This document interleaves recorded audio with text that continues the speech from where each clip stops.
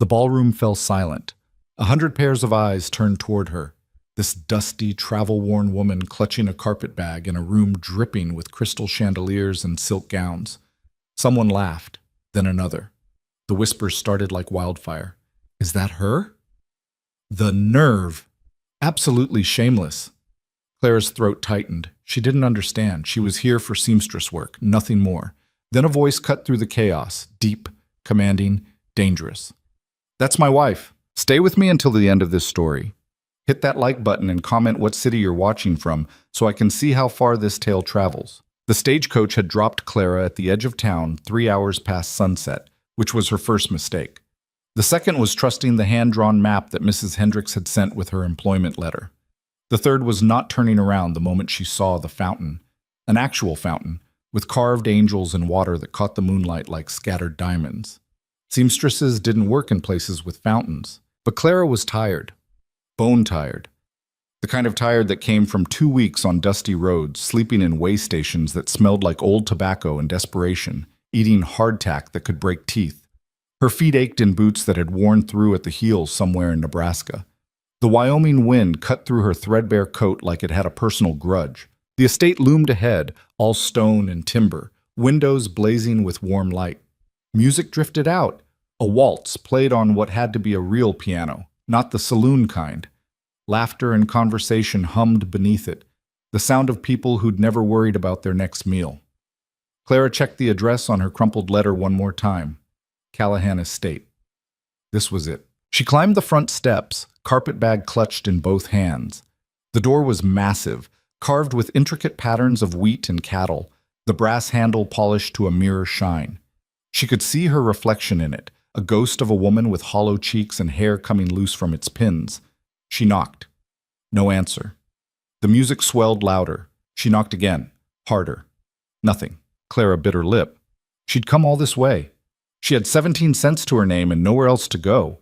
Mrs. Hendricks had been clear in her letter. Arrive on the 20th, come to the main house, and they'd get her settled in the staff quarters before starting work in the morning. The door wasn't latched. It swung open when Clara leaned against it, just a little, just enough to peek inside. The entrance hall stole her breath. Marble floors. A chandelier that must have cost more than her entire life. A grand staircase swept upward, the banister gleaming. And beyond that, through open double doors, the ballroom. That's when Clara saw them. At least 100 people, maybe more. Women in gowns that probably required 3 people to get into, jewels at their throats catching the light. Men in tailored suits, some in formal wear that looked like it came from New York or San Francisco. Servers moved through the crowd with silver trays of champagne and delicate foods Clara couldn't name. This wasn't a staff entrance. This was the main event. Clara stumbled backward, but her heel caught on the doorframe. She lurched forward instead, carpet bag swinging, and suddenly she wasn't in the hallway anymore. She was in the ballroom. The music stopped first, just died, mid-note, the pianist's hands freezing over the keys. Then the conversations dropped away, one by one, like candles being snuffed out. By the time Clara regained her balance, every single person in that room was staring at her. Her cheeks burned. I'm so sorry. I didn't mean to Well, well. A woman's voice sharp as cut glass. She actually came. The crowd parted. A woman glided forward, and Clara understood immediately that this was someone who'd never had to ask for anything twice in her life. She was probably 50, with silver-streaked hair piled high and a dress that could have fed a family for a year. Diamonds dripped from her ears and throat. Her smile didn't reach her eyes. I must say, the woman continued, I didn't think you'd have the audacity to show your face here. But I suppose that's the point, isn't it? Clara's mind raced. Ma'am, I think there's been a misunderstanding. I'm here about the seamstress position. Laughter erupted. Not polite chuckles, but genuine, cruel laughter. A younger woman stepped forward, beautiful in a cold, sculpted way. Her dress was ice blue, probably worth more than a good horse. Oh, that's precious, the seamstress position. She looked at the older woman. Is that what they're calling it now, Mrs. Callahan? Mrs. Callahan. Clara's stomach dropped. I received a letter, Clara said, her voice smaller now. She fumbled in her bag, pulled out the worn envelope. From a Mrs. Hendricks offering employment, Mrs. Hendricks manages the household staff. The older Mrs. Callahan's lip curled. She would never invite someone like you to enter through the front door during my son's engagement celebration. Engagement celebration. Clara looked around the room again, seeing it differently now. The flowers, white roses everywhere. The cake on a table in the corner, 3 tiers tall. The couple's portrait hanging above the fireplace. A stern-looking man with dark hair and harder eyes, and the ice-blue woman standing beside Clara. "I didn't know," Clara whispered. "I'm so sorry, You'll just what?" The woman in blue stepped closer. Her perfume was overwhelming, something with jasmine that probably cost more than Clara's entire wardrobe. "Slink away? Disappear into the night? After you've already humiliated yourself and everyone here?" "Vanessa," Mrs. Callahan's voice carried a warning. But Vanessa wasn't done. She circled Clara like a predator. "Look at you, that dress, is that calico? And those boots?" She laughed, a tinkling sound that made Clara's skin crawl. "Did you honestly think you could just walk in here and, what, that Reed would choose you over me?"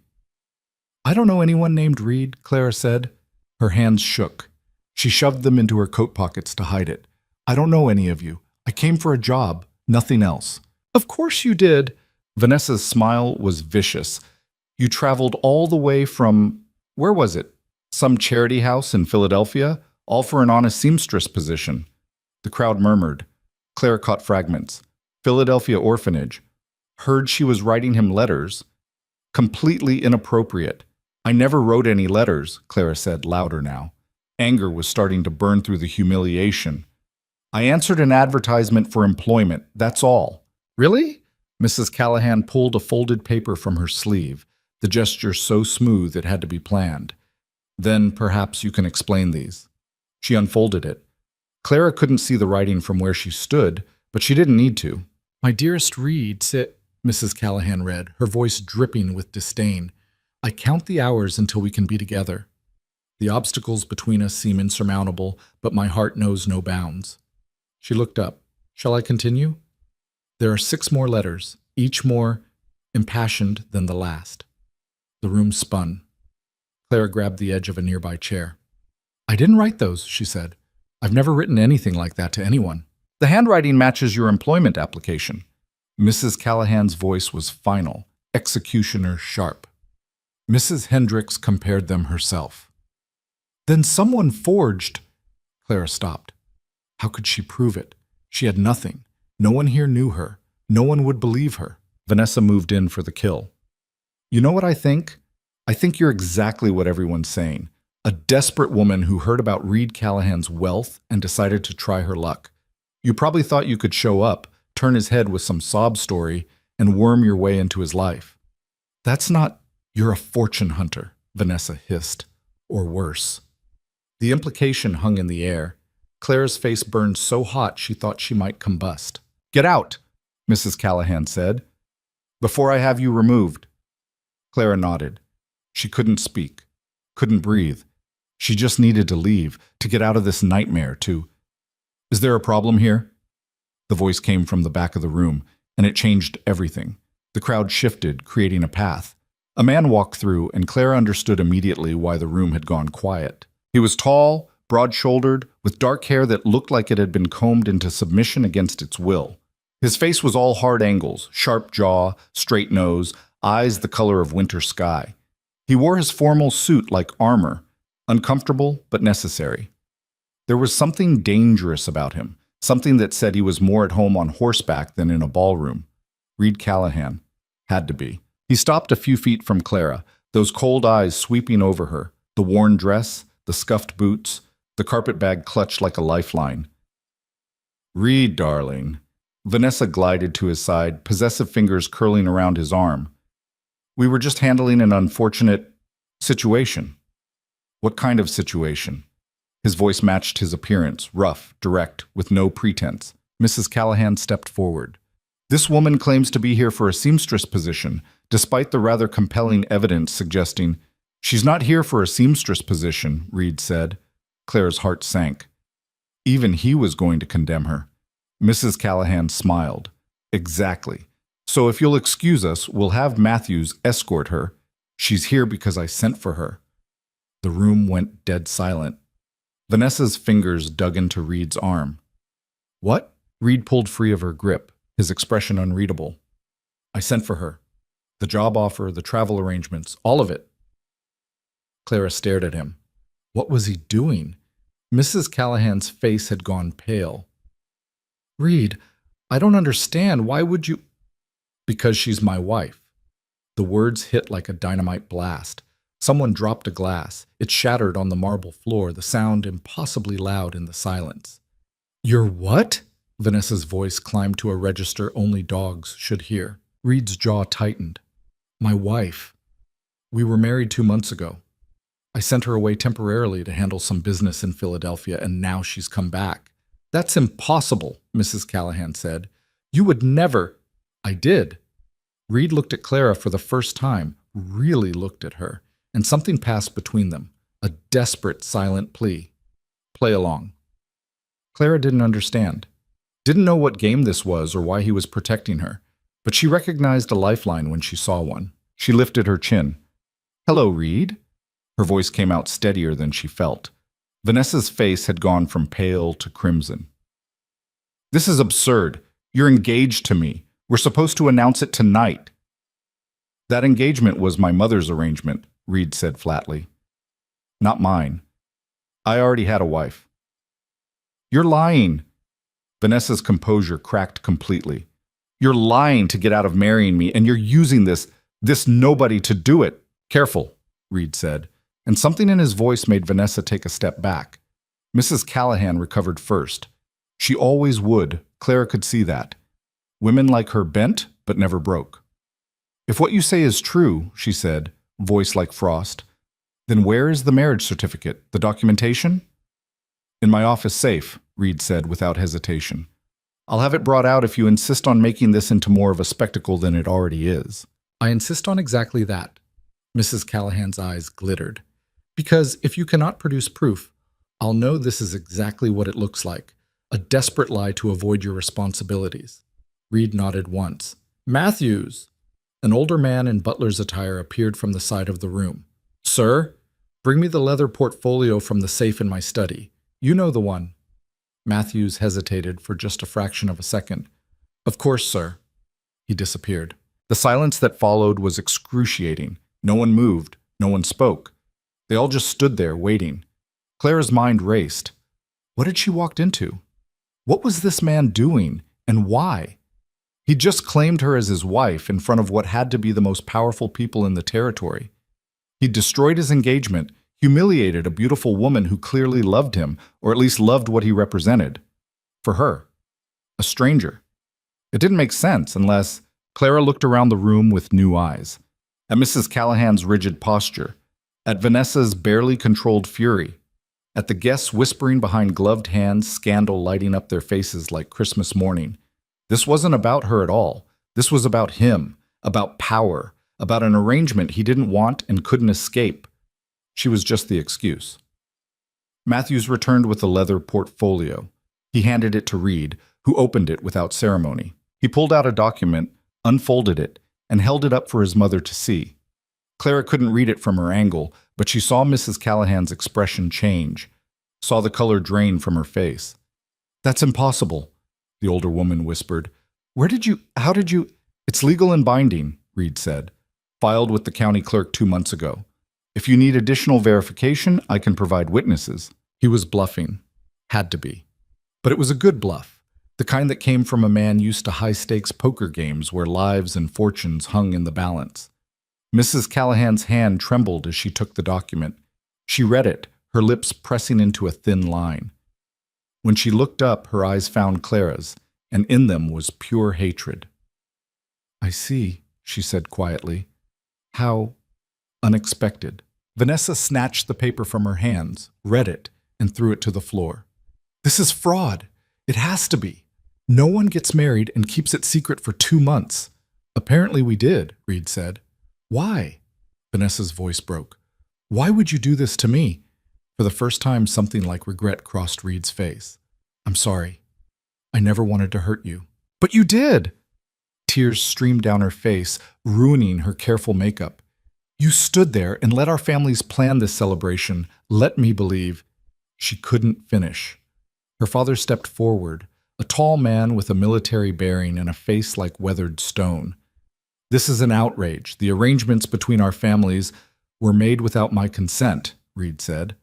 I respect you, sir, but I won't be sold like cattle to consolidate ranching empires. Sold? The man's voice rose. I offered you an alliance that would have made you the most powerful rancher in 3 territories. I don't want power. I want my land and my freedom. Then you're a fool. Reed's smile was cold. Maybe, but I'm a married fool, so the discussion is finished. Vanessa's father looked like he wanted to hit something. Instead, he turned to his daughter. Come, we're leaving. Daddy? Now Vanessa. She looked at Reed one last time, her beautiful face twisted with pain and rage. You'll regret this, both of you. Then she swept out of the room, her father and a handful of guests following. The remaining crowd erupted into fevered whispers. Mrs. Callahan held up a hand and the room quieted. It seems we have much to discuss as a family. I think it's best if our guests, Rusty... No! Reed's voice cut through. We have nothing to discuss. Clara is my wife. She lives here now. That's the end of it. Reed. Mother, don't. Something dangerous flashed in his eyes. I've played your games for years, followed your rules, let you run my life while I focused on keeping this ranch alive. But this? He gestured around the ballroom. This ends tonight. Mrs. Callahan's mask cracked just for a moment. Clara saw hurt flash across her face before the steel returned. Very well, she said quietly, if that's your choice. She turned to the remaining guests, her smile perfectly calibrated. I apologize for the disruption. It seems my son has a flair for the dramatic. Please, continue enjoying the evening. The champagne is still flowing. Nervous laughter rippled through the crowd. The pianist started playing again, and slowly, reluctantly, the party resumed. But everyone kept glancing at Clara. Reed took her arm, his grip firm but not painful. Come with me. He led her out of the ballroom, down a hallway, and into a study lined with books and maps. He closed the door behind them and leaned against it, his eyes closing. That, he said, was a disaster. Clara found her voice. What did you just do? Saved you from being thrown out into the night. He opened his eyes, met hers. You're welcome. I didn't ask. You were about to be destroyed. His voice was flat, factual. My mother would have made sure word spread across every settlement from here to Montana. You'd never work again, never be able to show your face in polite society. I'm not polite society, Clara said. I'm a seamstress. Not anymore. The weight of those words settled over her. I don't understand any of this, she said. Those letters, the accusations, and now you're claiming I'm your wife? Why? Reed moved to a cabinet, pulled out a bottle of whiskey, and poured himself a generous glass. He downed half of it before answering. Because I needed an escape route, he said, and you walked through my door at exactly the right moment. An escape route from what? From Vanessa, from my mother's plans, from being married off to consolidate ranching interests like I'm a prize bull. Clara's anger flared. So you decided to use me instead? To make me part of your lie? Yes. He didn't even have the grace to look apologetic. And before you get righteous about it, remember that I just saved you from public humiliation and probable destitution. So maybe we're even. Clara wanted to slap him, or scream, or both.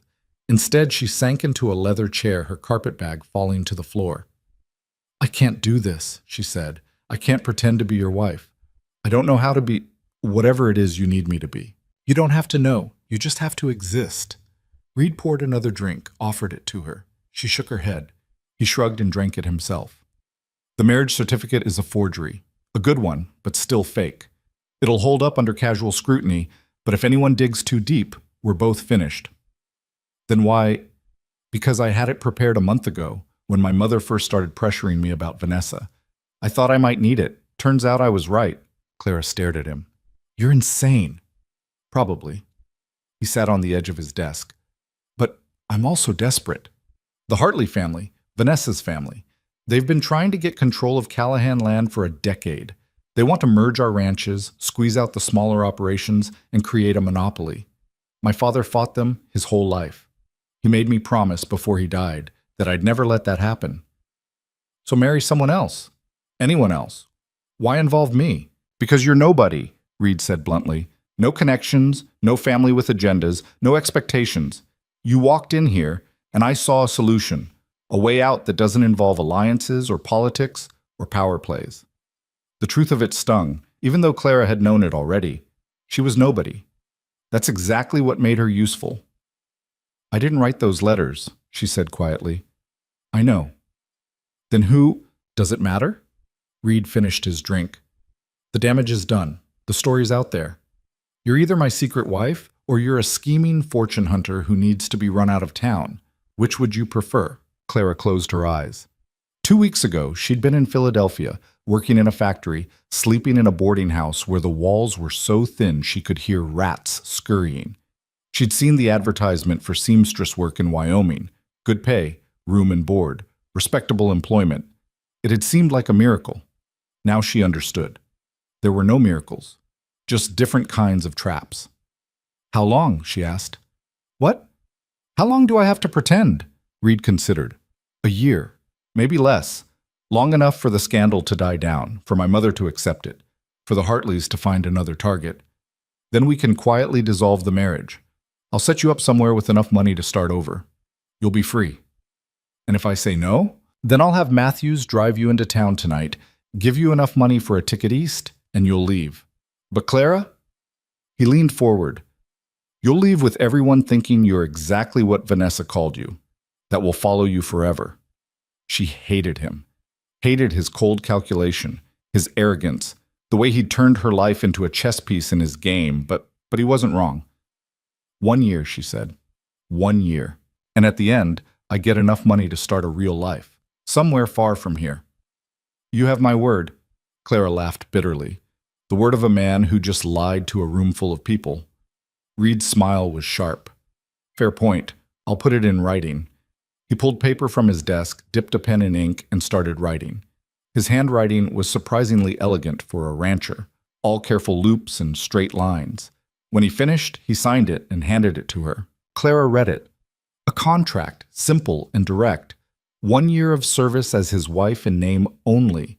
In exchange, room, board, protection, and at the end, $5,000 in safe passage to any destination she chose. $5,000. She could live on that for years, could start a business, buy a small house, have security for the first time in her life. All she had to do was lie for 12 months. I need a pen, she said. Reed handed her one. Clara Vance signed her name at the bottom of the contract, and with it, signed away any chance of a normal life. The room Reed's mother assigned her was bigger than any place Clara had ever lived. High ceilings, a 4-poster bed with actual curtains, a fireplace that worked, a private bathroom with running water that came out hot if you waited long enough. It should have felt like luxury. Instead, it felt like a prison. Mrs. Callahan had delivered Clara there personally, her smile cold and perfectly maintained. I've instructed the staff to treat you as they would any family member, she'd said, though I imagine that will take some adjustment for everyone involved. Then she'd left Clara alone with a trunk full of clothes that had been produced with suspicious speed. They fit, mostly, though they were finer than anything Clara had ever worn. Silk and soft wool and delicate lace that felt like it might tear if she breathed wrong. Someone had forged those letters. Someone had set this entire disaster in motion. But who? And why? Clara sat on the edge of the massive bed and tried to make sense of it all. But exhaustion hit her like a physical force. The adrenaline that had carried her through the confrontation, the lie, the contract, all of it drained away, leaving her hollow. She lay back on the bed, still wearing her worn calico dress, and stared at the ceiling. Tomorrow, she'd have to face the staff, the other guests, the territory full of people who now thought she was either a secret wife or a shameless schemer. Tomorrow, she'd have to learn how to be someone she wasn't. But tonight, just for a few hours, she could be nobody again. Clara closed her eyes and let the darkness take her. But she woke to shouting. For a confused moment, she thought she was back in Philadelphia, in the boarding house where fights erupted nightly over stolen food or perceived slights. Then she remembered. Wyoming, the Callahan estate, the lie. The shouting was coming from downstairs, Reed's voice and his mother's, both raised, both furious. Clara crept to her door and opened it a crack. Completely irresponsible, Mrs. Callahan's voice echoed up the stairs. Do you have any idea what you've done? I saved the ranch, Reed shot back. You humiliated me. You humiliated the Hartleys. You've made us the laughingstock of 3 territories. Better a laughingstock than controlled by them. The Hartleys are powerful, Reed. Vanessa's father won't forgive this insult. He'll come after us, after everything we've built. Let him try. A door slammed. Silence. Clara closed her own door and leaned against it, her heart pounding. She'd walked into something bigger than a simple arranged marriage. This was about power, territory, and old grudges that ran deeper than she'd imagined. And somehow, she'd become a weapon in someone else's war. The sun rose slowly over the Wyoming frontier, painting the mountains gold and red. Clara stood at her window and watched it, this strange new world she'd stumbled into. She thought about running, taking what little she had and disappearing before this got worse. But where would she go? Back to Philadelphia and factory work that destroyed hands and spirits. West to California, where she knew no one and had no prospects. At least here, she had a contract, a guarantee. $5,000 in freedom if she could survive the year. Clara dressed in one of the provided gowns, a simple day dress in pale blue that probably cost more than she used to make in 6 months. She braided her hair, pinned it up, and studied herself in the mirror. She looked different, put together, almost respectable, almost like she belonged here. But the eyes staring back at her knew the truth. She was an imposter in a silk dress, and it was only a matter of time before everyone else figured it out too. A knock at the door made her jump. Miss? Mrs. Callahan requests your presence at breakfast.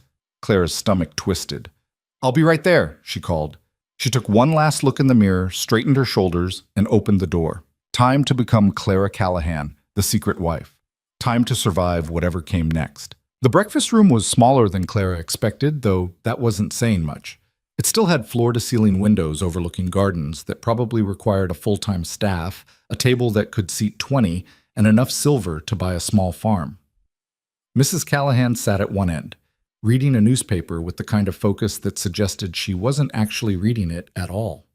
She didn't look up when Clara entered. Sit, she said. Clara chose a chair halfway down the table. Not too close, not too presumptuous, but not cowering at the far end either. She was learning the game already. Every choice was a statement. A young woman in a crisp black uniform appeared with coffee. She poured Clara a cup without making eye contact, her hand steady but her jaw tight. The staff had heard everything by now. Of course they had. Thank you, Clara said quietly. The woman nodded and disappeared. Mrs. Callahan finally set down her newspaper. Her eyes were the same winter sky blue as Reed's, but where his held something wild and dangerous, hers were calculated ice. I've been thinking about your situation, she said. Clara wrapped her hands around the coffee cup, grateful for something to hold. Have you? You're an intelligent woman. I can see that despite everything. So I'm going to speak plainly. Mrs. Callahan leaned forward slightly. I don't know what agreement you and my son have made, but I know it's not a real marriage. The question is, what do you want? Clara hadn't expected this. She'd braced herself for more accusations, more ice, maybe even an outright demand that she leave. I want what the contract says, she replied carefully. The contract. Mrs. Callahan's lip curled. Yes, Reed showed me that little document. Very thorough. He's always been thorough when it comes to protecting his interests. She paused. But contracts can be renegotiated. Can they? I could triple whatever he's offering you, right now. Cash and a ticket to anywhere you'd like to go.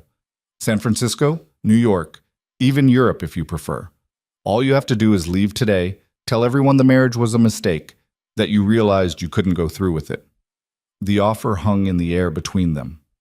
Clara took a sip of coffee. It was perfect, rich, hot, with real cream. She'd forgotten coffee could taste like this. No, she said. Mrs. Callahan's eyebrows rose. You haven't even asked how much. Doesn't matter. I gave my word to Reed. Your word. The older woman laughed, but there was no humor in it. You've known my son for all of 12 hours. You owe him nothing. Maybe not, but I owe myself something. Clara met her eyes. I signed a contract. I keep my agreements. Something shifted in Mrs. Callahan's expression. Not respect exactly, but a recalculation. She was looking at Clara differently now, seeing something she hadn't expected. Very well, she said. Then we'll do this the hard way. What's the hard way? You want to be part of this family? You'll have to prove you deserve it. Reed can claim you're his wife all he wants, but unless you can function in our world, you'll be exposed as the fraud you are within a week. She stood, smoothing her skirts. You have rough hands, poor posture, and no idea how to navigate society. You'll make mistakes, dozens of them. And when you do, everyone will know exactly what you are. Clara's cheeks burned, but she kept her voice level. Then I'll learn not to make mistakes. We'll see. Mrs. Callahan moved toward the door, then paused. Breakfast is at 7 sharp. Dinner at 6. We dress for both. Mrs. Hendricks will provide you with appropriate clothing and instruction on household expectations. I suggest you pay close attention. One misstep at the wrong time, and this entire charade collapses. She left, her footsteps echoing down the hallway. Clara sat alone in the breakfast room, her coffee growing cold, and tried to ignore the way her hands shook.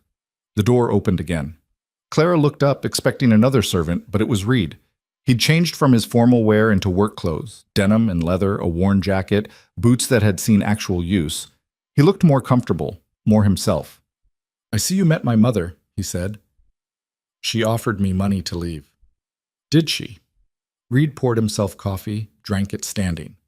How much? She didn't say. Triple what you're offering. And? I said no. Reed studied her for a long moment. Why? Because I keep my word, and because I don't trust her. Clara set down her cup. She wants me gone, which means you need me here, so I'm staying. Something that might have been approval crossed his face. Good, because today's going to be rough. Rougher than yesterday? Much. He finished his coffee, set the cup down with more force than necessary. The Hartleys are coming back. Vanessa's father wants to discuss the situation. Formally. Clara's stomach dropped. When? This afternoon, 3 o'clock. What does that mean, formally? Reed's jaw tightened. It means he's going to try to prove our marriage is fake. He'll have questions, tests, things we should know about each other if we've actually been married for 2 months. If we can't answer them, the contract falls apart. Worse than that. He'll push for charges, fraud, forgery, maybe even conspiracy. He could destroy me legally if he gets enough evidence. Clara stood. Then we need to get our story straight. Already working on it. Reed pulled a folded paper from his pocket. I wrote down everything we need to know. When we met, where we got married, why we kept it secret, memorize it, all of it. By this afternoon, she took the paper, scanned it. The handwriting was the same as the contract. Neat, precise, completely at odds with the rough rancher in front of her. Where did we meet? She asked. Philadelphia, 3 months ago. I was there buying breeding stock and you were working at a textile factory near the stockyards. What factory? Belmont Mills. Clara looked up sharply. That's a real place. I worked there. Reed's expression didn't change. I know. I had someone research you after you sent in your employment application. You, Clara's anger flared. You've been planning this?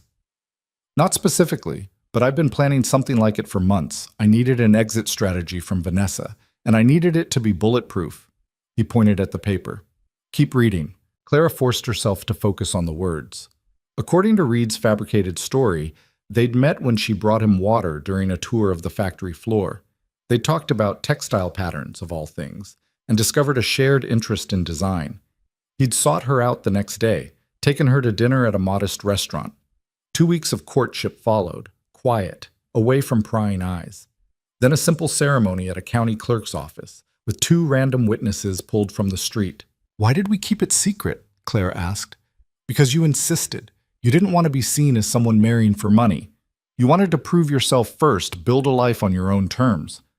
I respected that, so I agreed to wait until you were ready to come west. It was actually a decent story. It explained the secrecy, positioned Clara as principled rather than opportunistic, and gave Reed a reason to go along with it. "What about the letters?" she asked. "The ones your mother showed everyone?" Reed's expression darkened. "Those were real. Someone's been sending them to me using your name. I don't know who or why yet, but I'm working on it." "Could it be Vanessa?" "Maybe. Or her family. Or my mother trying to force my hand." He shrugged. "Doesn't matter right now. What matters is getting through today." A knock at the door. Mrs. Hendricks entered, a compact woman in her 50s with iron gray hair and eyes that missed nothing. Clara recognized her immediately from the employment letter. "Mr. Callahan," she said, "your mother asked me to begin Miss Vance's instruction." "Mrs. Callahan," Reed corrected. "Her name is Mrs. Callahan now." Mrs. Hendricks' mouth tightened. "Of course. My apologies, Mrs. Callahan." The title sounded wrong in Clara's ears, like clothing that didn't fit. Reed turned to leave, then paused. "Clara, don't let them break you. You're stronger than you think." Then he was gone, leaving her alone with Mrs. Hendricks and a whole new set of impossible expectations. The next 4 hours were torture dressed up as education. Mrs. Hendricks walked Clara through the house, pointing out rooms and their purposes, introducing staff members whose names blurred together, explaining rules that seemed designed to trip her up. The morning room was for correspondence. The drawing room was for entertaining. The library was private family space.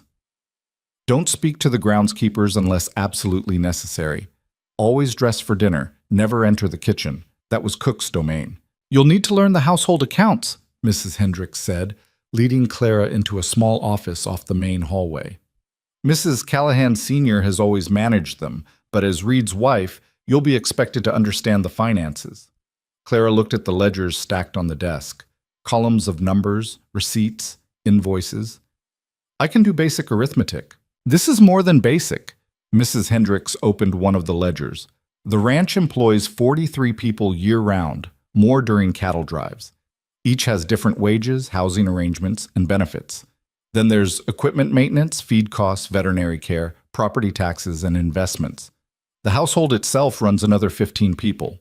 You'll need to approve expenditures, manage budgets, and prepare quarterly reports." Clara's head spun. "Quarterly reports for what?" "For the family trust.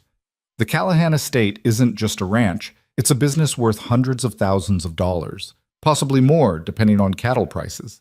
Mrs. Hendricks closed the ledger. "But we'll start with something simpler.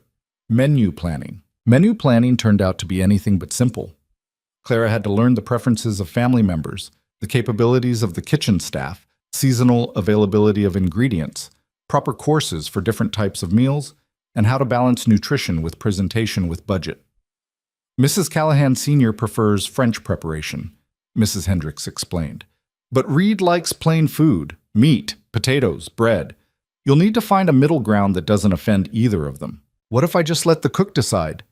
Mrs. Hendricks looked at her like she'd suggested burning down the house. "The lady of the house always sets the menu.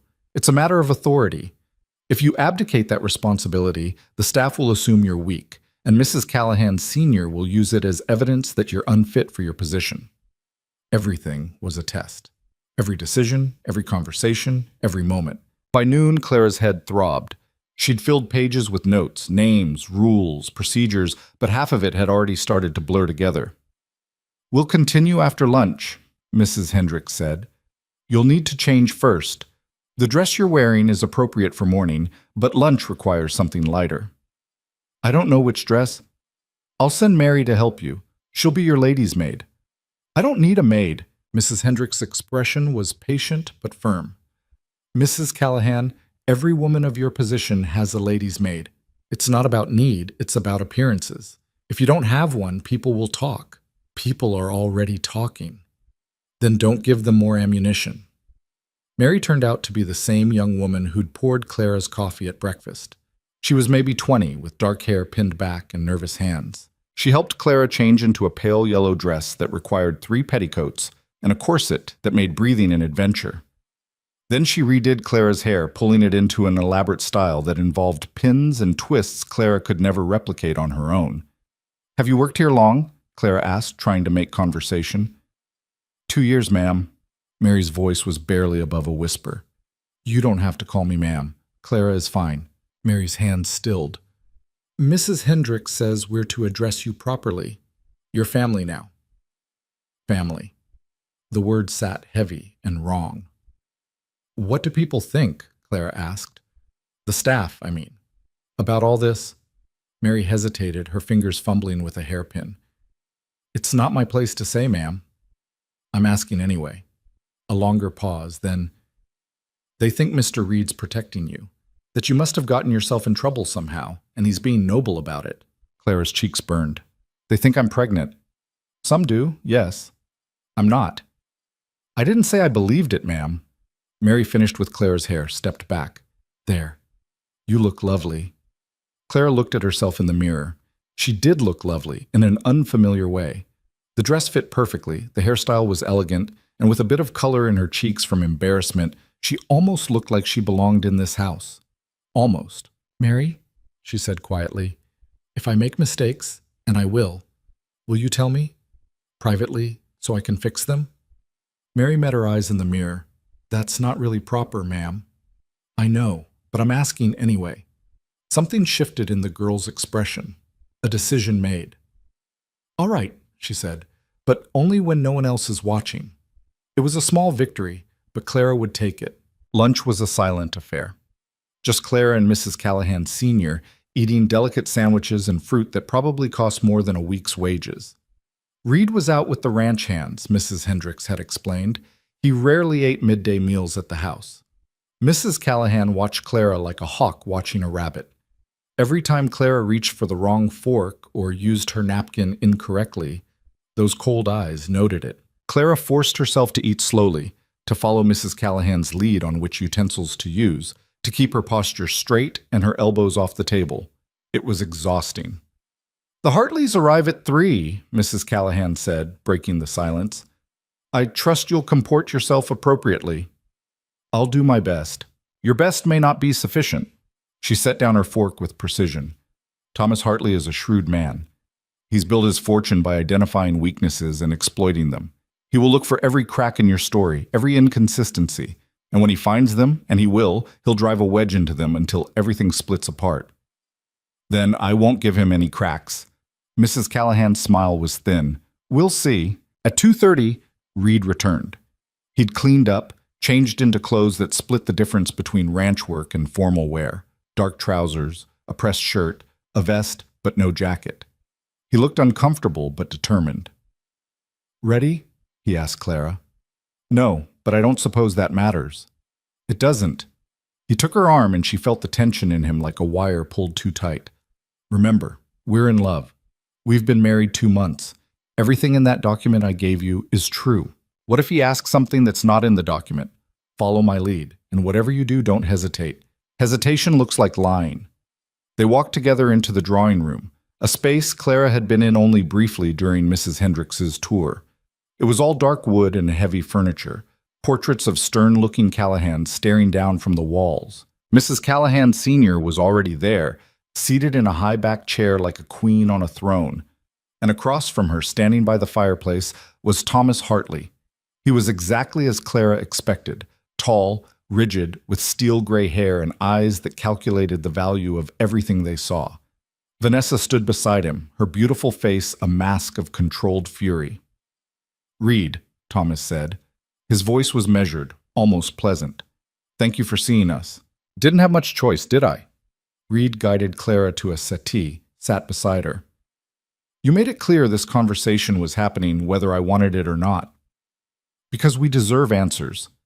Thomas's gaze shifted to Clara and she felt pinned by it. Mrs. Callahan. Or should I say, Miss Vance? It's Mrs. Callahan, Reed said. So you claim. Thomas moved closer, studying Clara like she was a horse he was considering buying. Forgive my bluntness, but your appearance here has been convenient. Almost too convenient. Convenient how? Clara asked, proud that her voice didn't shake. My daughter was humiliated last night. An engagement that had been carefully planned for months was destroyed. And you, a woman no one has ever heard of, suddenly appear with a marriage certificate that supposedly predates that engagement.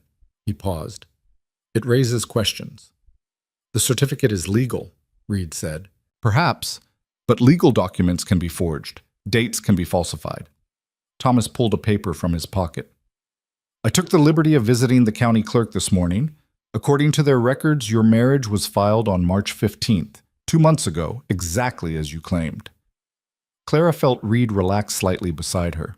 However, Thomas continued, the clerk also noted something interesting. The filing was submitted by mail, not in person, which means anyone could have sent it, with any date they chose. The room went cold. Are you accusing me of fraud? Reed's voice was dangerous. I'm suggesting that the timing is suspicious, and that before we accept this marriage as legitimate, we deserve proof beyond a piece of paper. Thomas looked at Clara. Tell me, Mrs. Callahan, where exactly did you and Reed get married? Clara's mind raced through the document Reed had given her. Philadelphia, the county clerk's office on Market Street. What day? March 13th, a Wednesday. What time? 2 in the afternoon. Who were the witnesses? Clara hesitated for just a fraction of a second, not because she didn't know, but because she was pulling the names from memory. James Morrison and Sarah Chen. They were waiting in the hall, and Reed asked them to sign. Thomas's eyes narrowed. He was looking for the hesitation, the crack. What were you wearing? Vanessa asked suddenly. Her voice was sharp, hostile. Clara turned to her. I'm sorry? Your wedding day. What were you wearing? This wasn't in Reed's document. Clara looked at Reed, but his expression gave her nothing. She thought fast. What would someone like her, someone working in a factory, someone with no money, wear to a simple courthouse wedding? A blue dress, she said. Cotton, with small white flowers. It was the nicest thing I owned. How romantic, Vanessa said, her tone dripping sarcasm. And Reed? What was he wearing? Brown suit, white shirt, no tie.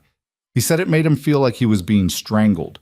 She felt Reed shift beside her and prayed she'd guessed right. Where did you go afterward? Thomas asked. A restaurant. Small place, couple blocks from the courthouse. We had dinner and then Reed had to catch a train back west. What was the name of the restaurant? Clara's mind went blank. She hadn't expected details this specific. I don't remember, she said honestly. It wasn't fancy, just somewhere close. You don't remember the name of the restaurant where you had your wedding dinner? Vanessa's laugh was cruel. How convenient. It's been 2 months, Clara said, letting frustration creep into her voice. And we were focused on each other, not the name of the place. What did you eat? Thomas pressed.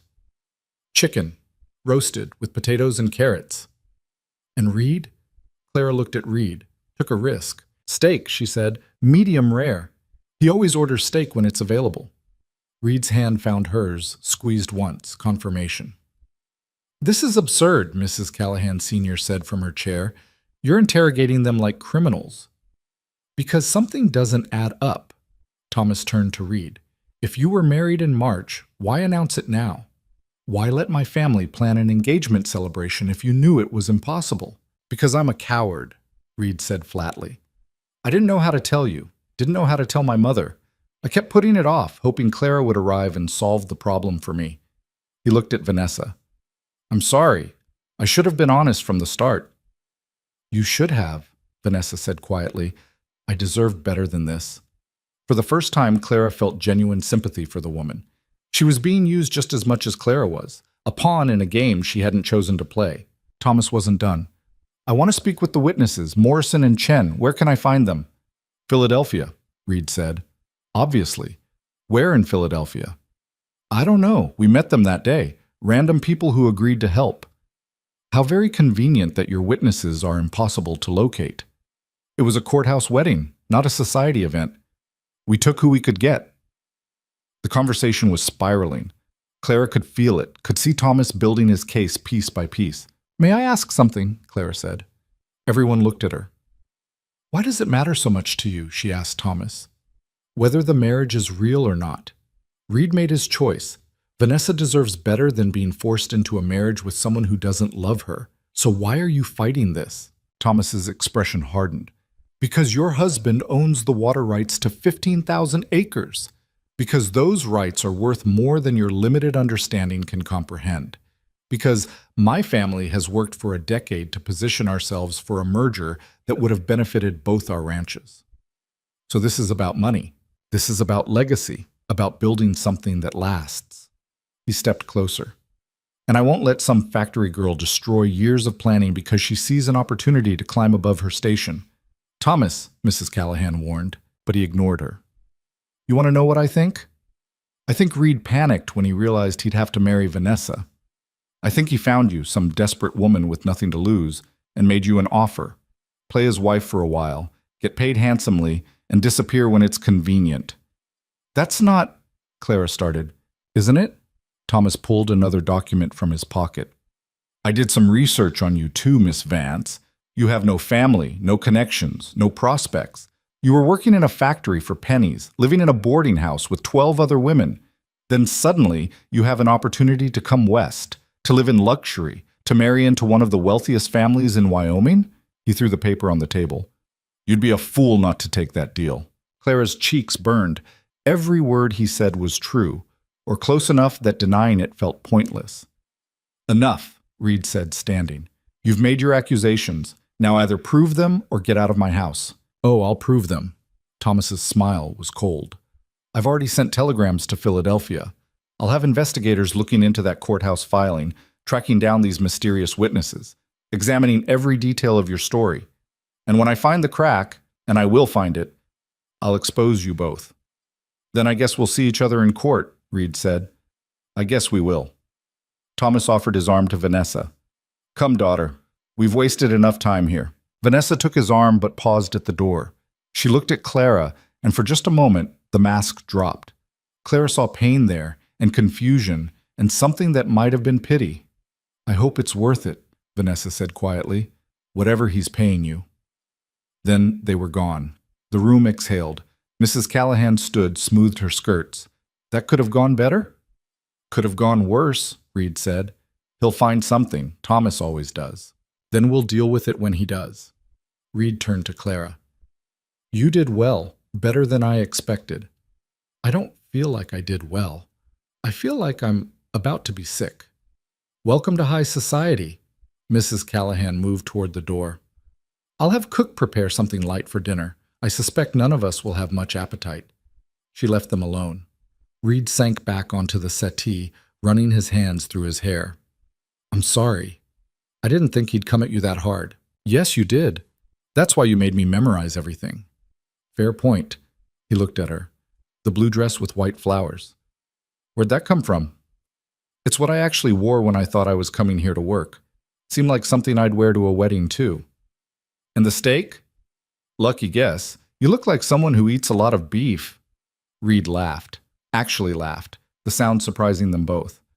I do eat a lot of beef. It's basically the family business. Clara found herself smiling despite everything. I noticed. They sat in silence for a moment. Through the windows, Clara could see ranch hands moving cattle in the distance, the mountains rising beyond them like sleeping giants. He's going to find out, she said quietly. Those witnesses don't exist. The restaurant doesn't exist. Any investigator worth his pay will figure it out in a week. Maybe. Or maybe I know some people in Philadelphia who owe me favors, people who might be willing to confirm a story if the price is right. Clara looked at him sharply. You're going to bribe witnesses? I'm going to protect what's mine. There's a difference. Is there? Reed met her eyes. You signed a contract. That makes you part of this ranch, part of this family for the next year. I protect my own, always. Something in his tone made Clara's chest tight. She wanted to argue, to say that bought loyalty wasn't real loyalty, that forcing people to lie made them all guilty of the fraud Thomas accused them of. But she was too tired, and somewhere along the way, between the interrogation and the lies and the weight of trying to be someone she wasn't, she'd started to understand Reed's desperation. They were both trapped, just in different cages. I need air, she said, standing. There's a garden behind the east wing. It's private. No one will bother you there. Clara nodded and fled before the walls could close in completely. The garden was beautiful, roses and herbs and flowering plants Clara couldn't name. A stone bench sat beneath a willow tree, and she collapsed onto it, finally alone. She'd survived her first full day as Clara Callahan. Barely. But Thomas Hartley was right about one thing. She was a factory girl playing at being something she wasn't. And every day she stayed here, the risk grew that someone would see through the performance. Clara closed her eyes and listened to the wind in the willow branches, trying to remember who she'd been before all this, before the lies and the contracts and the silk dresses. But that person was already fading, being replaced by someone harder, someone who could lie to a man's face and sleep at night, someone who was learning to survive at any cost. And Clara wasn't sure if that was strength or surrender. The days that followed became a strange rhythm of performance and survival. Clara woke at dawn, dressed in clothes that cost more than she used to earn in months, and pretended to be someone she wasn't. Breakfast with Mrs. Callahan Sr., who watched every movement like a naturalist studying an exotic specimen. Lessons with Mrs. Hendricks on household management, etiquette, the 1,000 invisible rules that separated people like the Callahans from people like Clara. Dinners where she and Reed played their parts. The loving newlyweds who couldn't keep their eyes off each other, whose hands found each other across the table, who smiled at private jokes that didn't exist. It was exhausting. 3 weeks in, Clara was managing the household accounts without making mistakes that would get her exposed. She could navigate a 7-course dinner without using the wrong fork. She'd learned which topics were acceptable conversation and which would mark her as common. The staff had stopped looking at her with open suspicion and settled into wary acceptance. But Thomas Hartley's investigation hung over everything like a coming storm. "He's got people asking questions in Philadelphia," Reed told her one night. They were in his study, going over the week's expenses.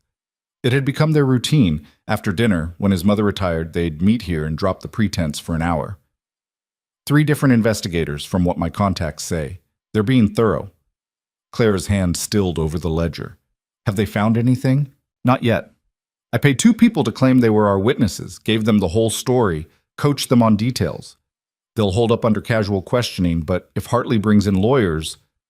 Reed shook his head. "It's a risk. Everything about this is a risk." "Yeah." He poured himself whiskey, offered her the bottle. She shook her head. "There's something else.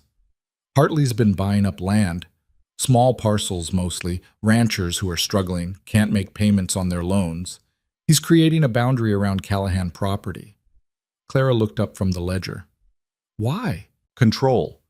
If he owns everything around us, he controls our access to markets, water routes, cattle drives. He can strangle us slowly without firing a shot." Reed's jaw tightened. "It's what he does. Finds pressure points and squeezes until people give in." "What are you going to do?" "Fight. What else can I do?" He downed the whiskey in one swallow. "I've got meetings set up with some of the smaller ranchers, trying to convince them to hold out, but most of them are desperate. Hartley's offering cash they can't refuse." Clara closed the ledger. "There has to be something we can do." "We?" Reed raised an eyebrow. "This isn't your fight." "I'm playing your wife. That makes it my fight whether I want it or not." Something shifted in Reed's expression. He studied her for a long moment. "You're different than you were 3 weeks ago." "How?" "Harder, more confident, less like you're about to run." He paused.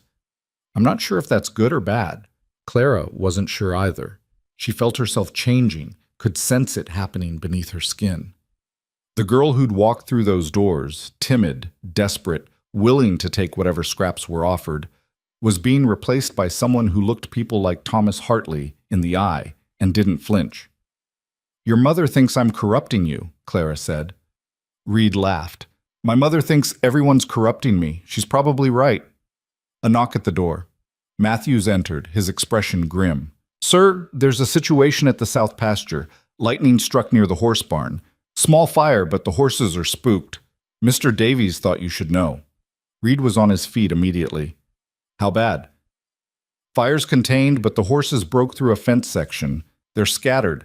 Some ran toward the canyon." "That canyon's got a 60-foot drop." Reed grabbed his coat. "Get every available hand out there. We need those horses found before they hurt themselves." "Already done, sir, but with the storm rolling in..." "I know." Reed turned to Clara. "I have to go. This could take all night." "I'll come with you." "No. It's dangerous, and you don't know the terrain." "I grew up around horses. My father worked stables before he died. I can help." Reed hesitated. Clara could see him calculating the risk of bringing her versus the need for every pair of hands. "You ride?" he asked. "Yes." "Fine. But you stay close to me. If I tell you to do something, you do it. No questions." Clara was already moving toward the door. "Let's go." The storm hit as they reached the pasture. Wind first, whipping across the grassland hard enough to sting exposed skin. Then rain, cold and horizontal, turning the ground to mud within minutes. Lightning cracked overhead, illuminating a scene of controlled chaos. Ranch hands on horseback, lanterns swinging, voices shouting over the wind. Davies, the ranch foreman, rode up. He was maybe 50, weathered and competent, with eyes that had seen everything twice. "We've rounded up about half," he yelled over the storm. "But a group of 6 or 7 ran toward Devil's Canyon. We can't see them in this weather."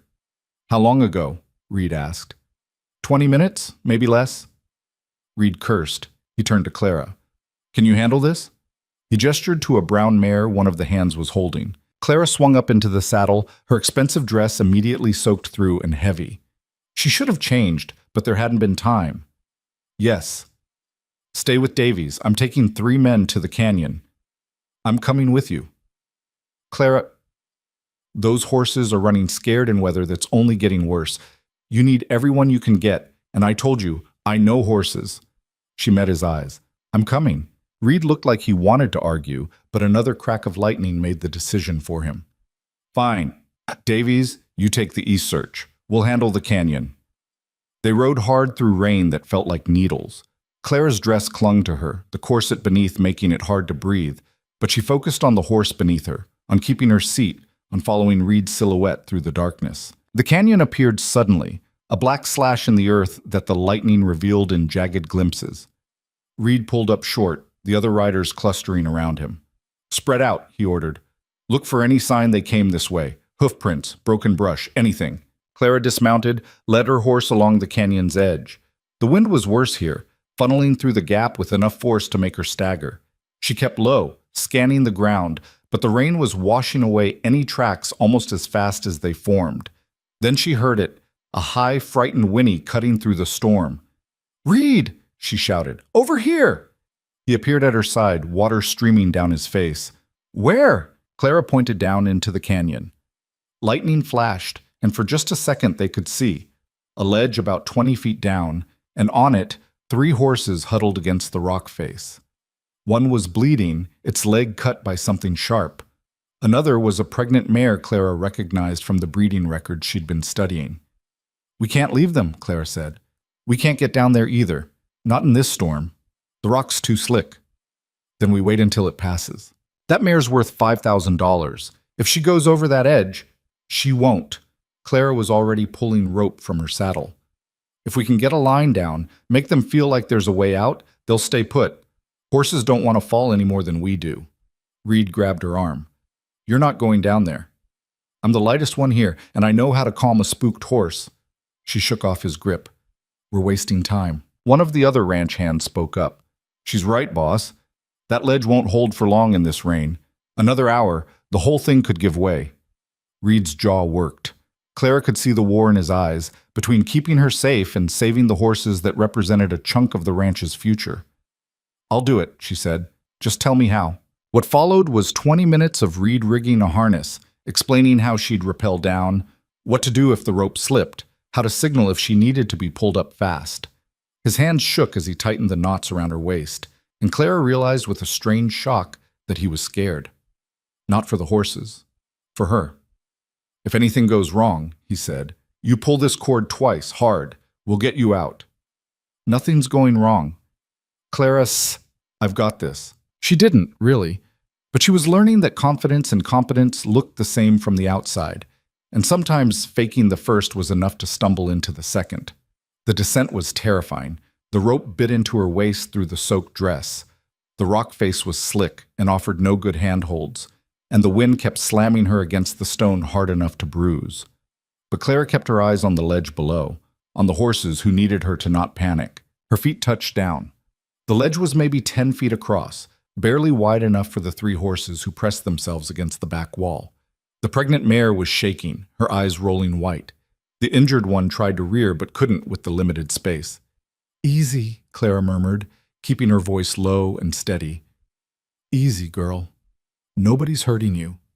She moved slowly, hands out, letting them see her. The mare screamed and stamped, but didn't bolt. There was nowhere to bolt to. Clara started humming, an old song her father used to sing in the stables, something wordless and repetitive.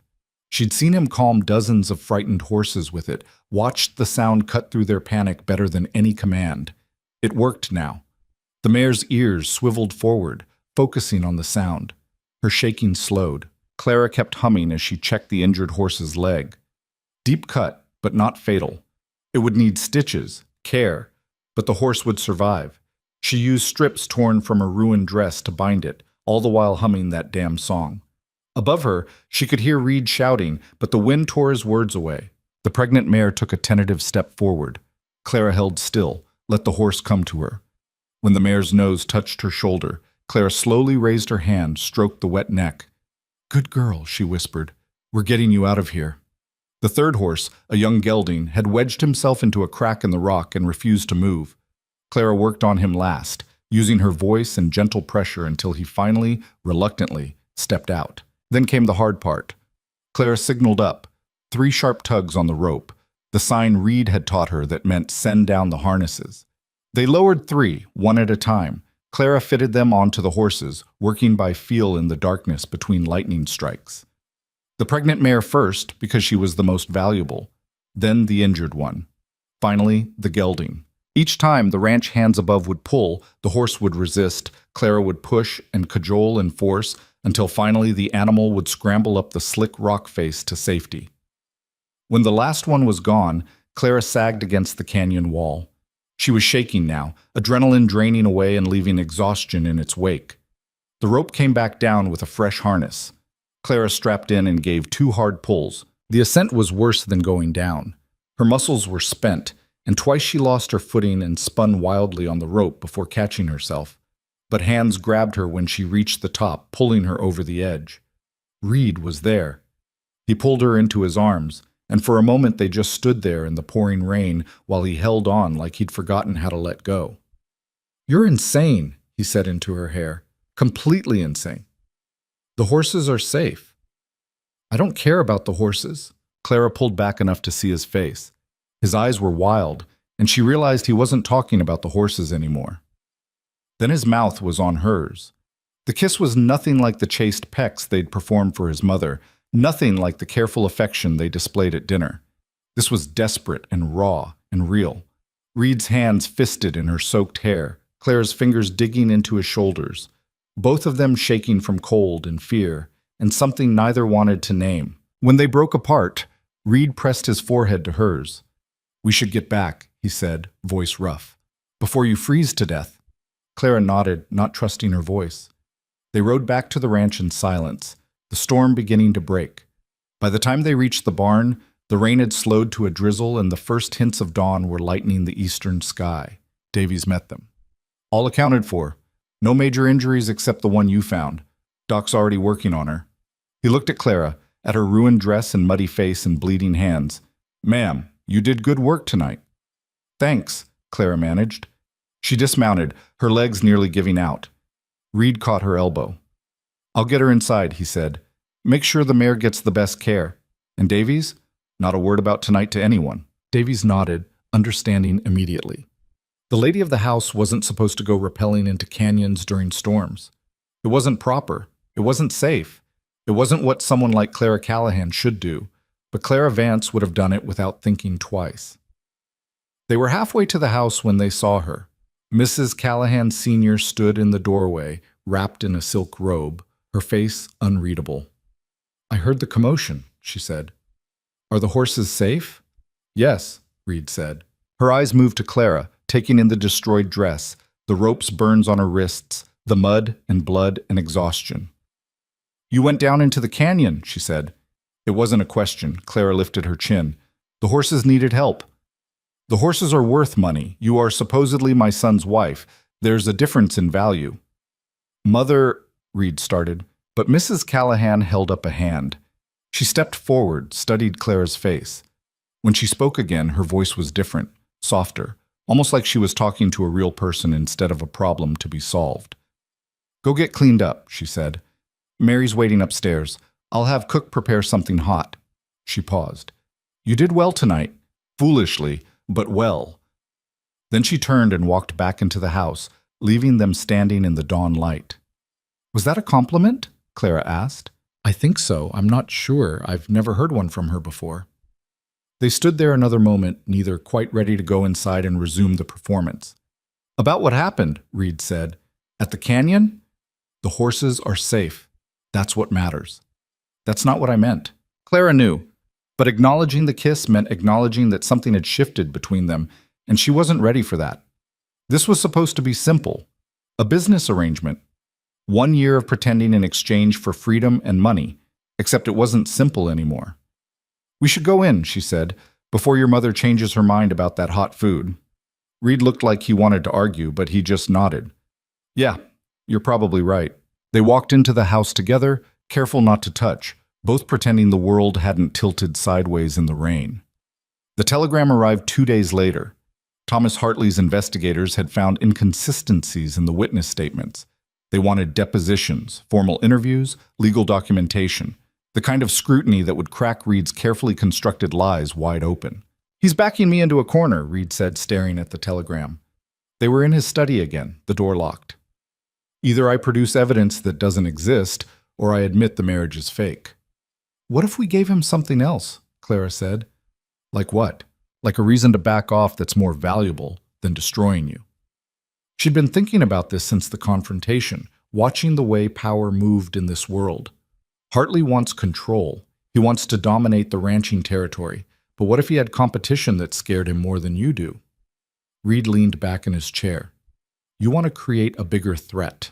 I want to make him see that crushing you makes his own position weaker." Clara pulled out the land records she'd been studying.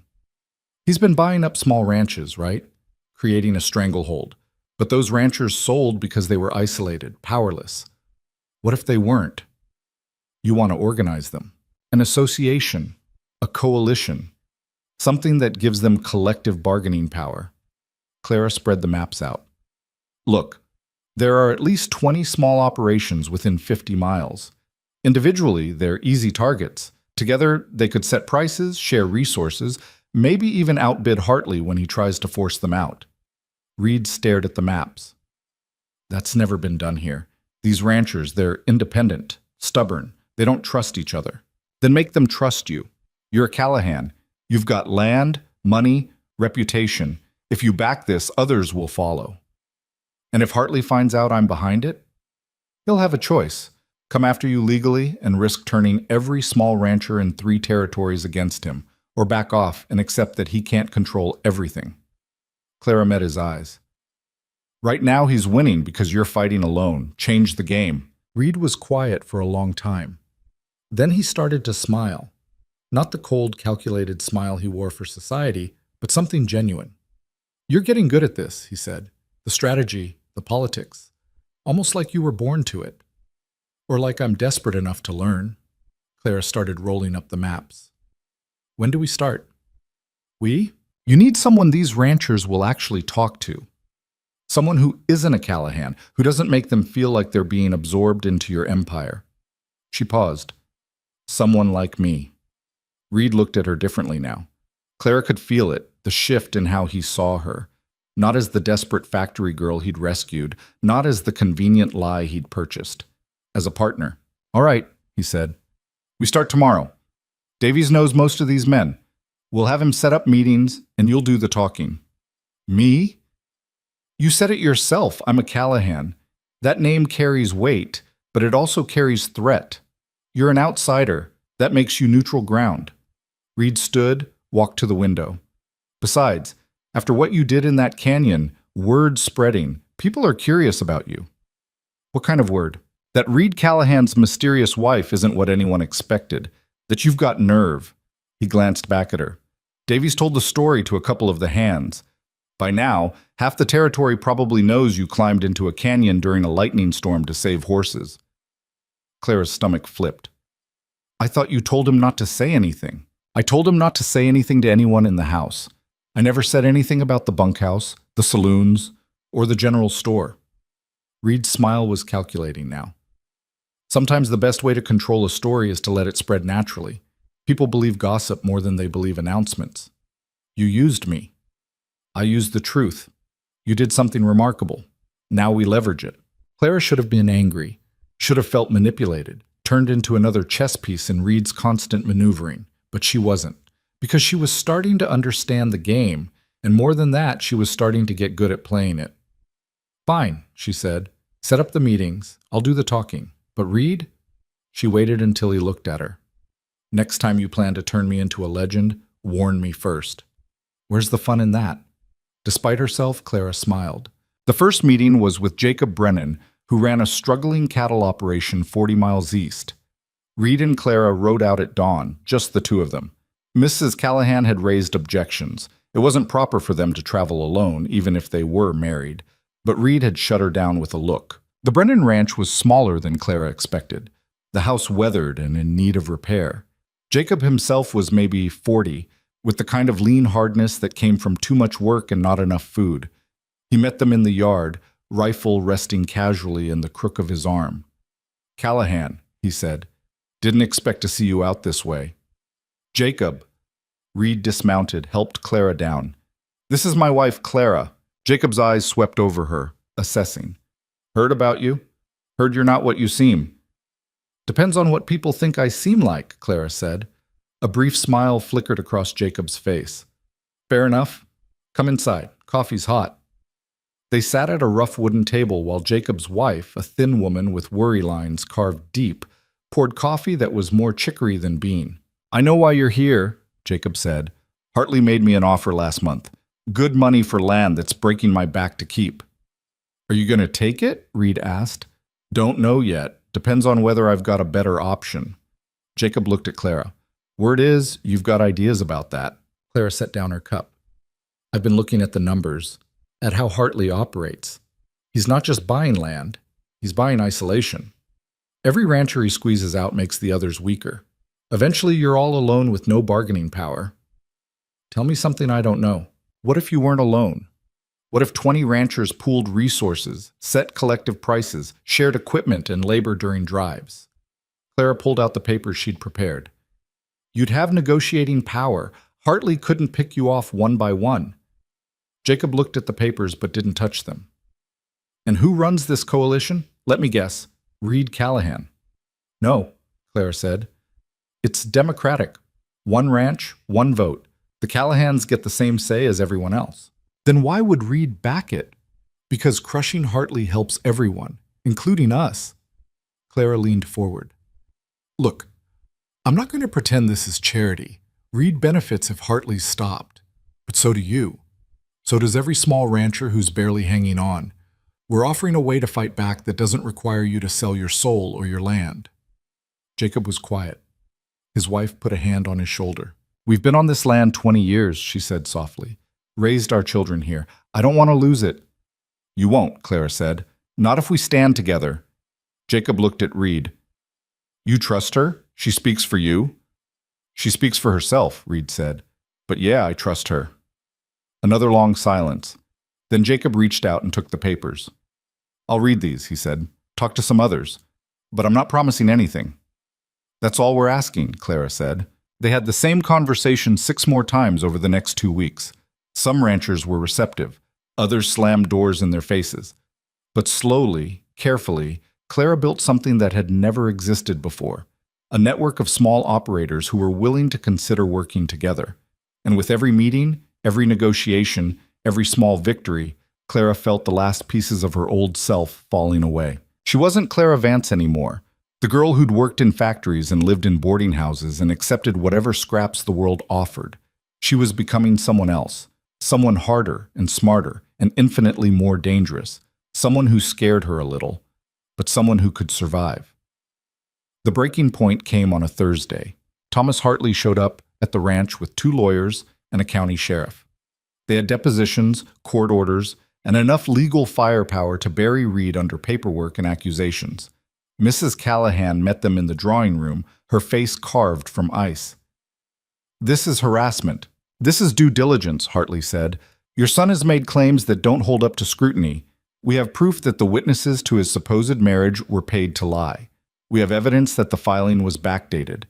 And we have testimony from the county clerk that the paperwork was submitted by mail, which violates standard procedure. None of that proves fraud, Mrs. Callahan said. It proves enough to warrant a formal investigation, which means depositions, financial audits, and a very public trial. Hartley's smile was thin. Unless, of course, Reed is willing to be reasonable. Reed stood in the doorway, Clara beside him. Define reasonable. Admit the marriage is fake, annul it quietly, and reconsider the merger with my family that would have happened if you hadn't pulled this stunt. So you want me to prove you right, destroy Clara's reputation, and hand you control of my water rights. Anything else? Don't be dramatic. I'm offering you a way out that doesn't involve jail time. Clara felt Reed tense beside her. She put a hand on his arm, felt the muscle coiled tight beneath her fingers. No, Reed said. I'm sorry? No, we're not annulling anything. We're not admitting anything. And we're sure as hell not merging with you. Reed stepped forward. But here's what we are going to do. We're going to fight you. In court, in business, in every way that matters.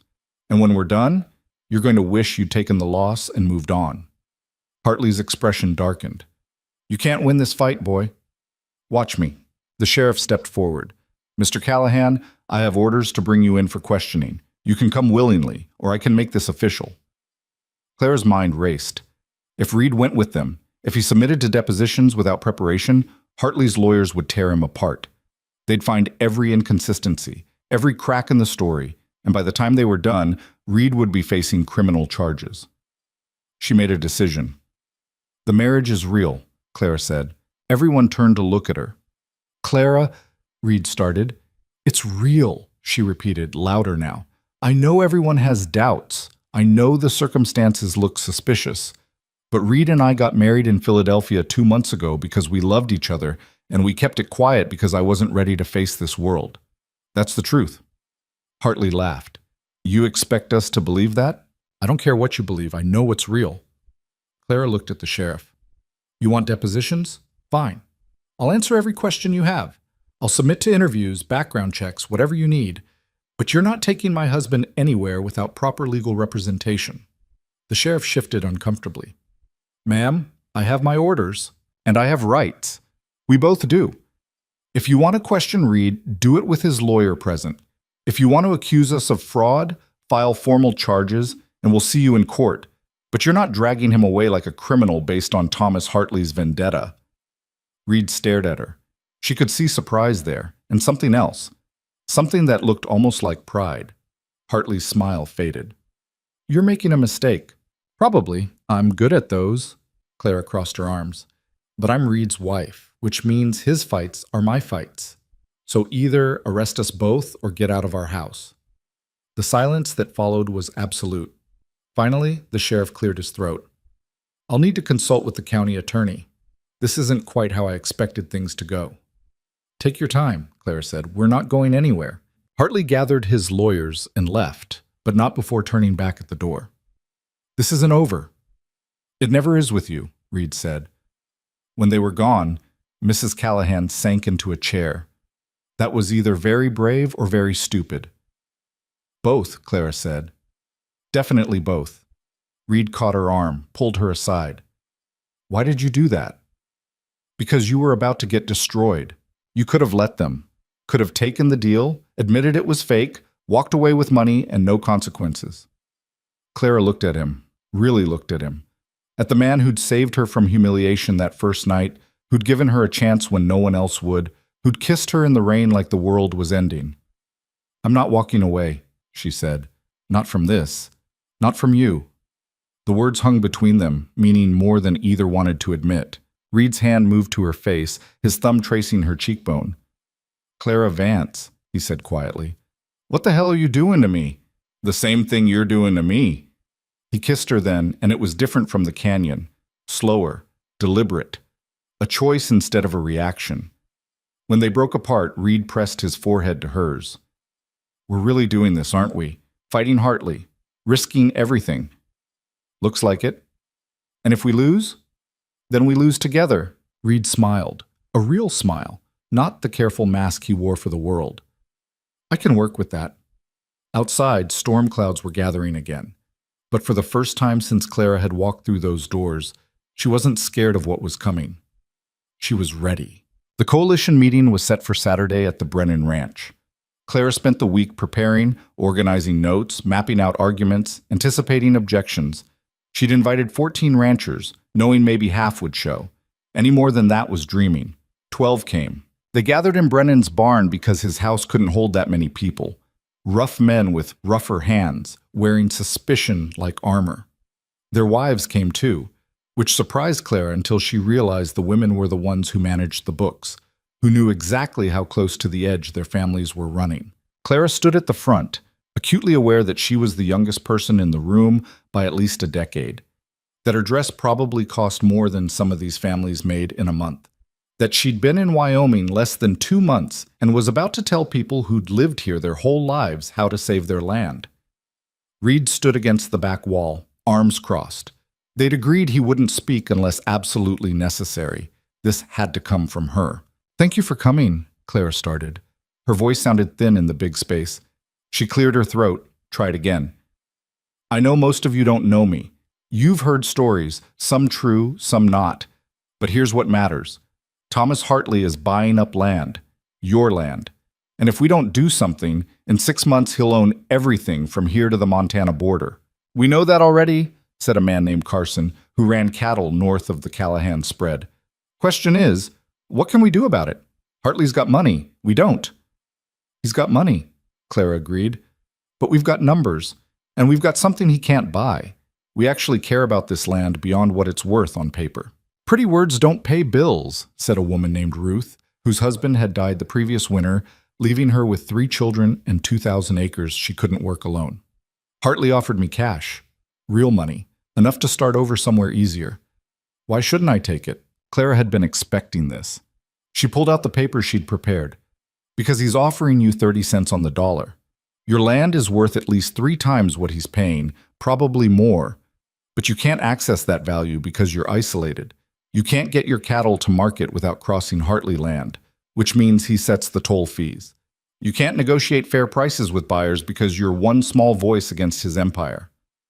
"So what's your solution?" Carson asked. "A rancher's cooperative. We pool resources, share equipment, coordinate cattle drives. We negotiate as a block with buyers, which means better prices for everyone. We establish shared grazing rights so no one rancher bears the full cost of maintaining land." Clara spread her papers on a hay bale. "I've drawn up a basic framework. Each ranch maintains independence, but we work together on the things that matter: shipping, sales, supply purchasing." Jacob Brennan stepped forward, studied the papers. "And who runs this cooperative?" "We all do. One ranch, one vote, regardless of size. The Callahans don't get more say than anyone else." "Why would Reed agree to that?" Ruth asked, eyes narrowing. "His ranch is worth more than all of ours combined." Reed spoke from the back. "Because Hartley's not just after your land. He's after mine too. And I'd rather share power with neighbors than lose everything to him." An older rancher named Samuel, who'd been quiet until now, raised his hand. "I've known the Callahan family 30 years. Reed's father fought Hartley tooth and nail, died still fighting. I respect that. But I also know that big ranches eat small ones. That's how it works. What's to stop this cooperative from just being another way for you to control us?" Clara met his eyes. "Nothing, if you don't stay vigilant. That's why everything's voted on. That's why we put it in writing, with lawyers, so no one can change the rules later." She paused. "Look, I'm not asking you to trust me. I know I'm an outsider, but I'm asking you to trust yourselves. You've survived out here through droughts and hard winters and market crashes. You know how to work together when you have to. This is just making it official." "What about costs?" asked a younger rancher named Tim. "Setting this up, running it, that takes money we don't have." "Initial costs are covered by the Callahan Ranch," Clara said. "Legal fees, administrative setup, first-year operating expenses. After that, the cooperative funds itself through a small percentage of each sale. The numbers are in the proposal." Carson shook his head. "Why? Why would Reed bankroll this?"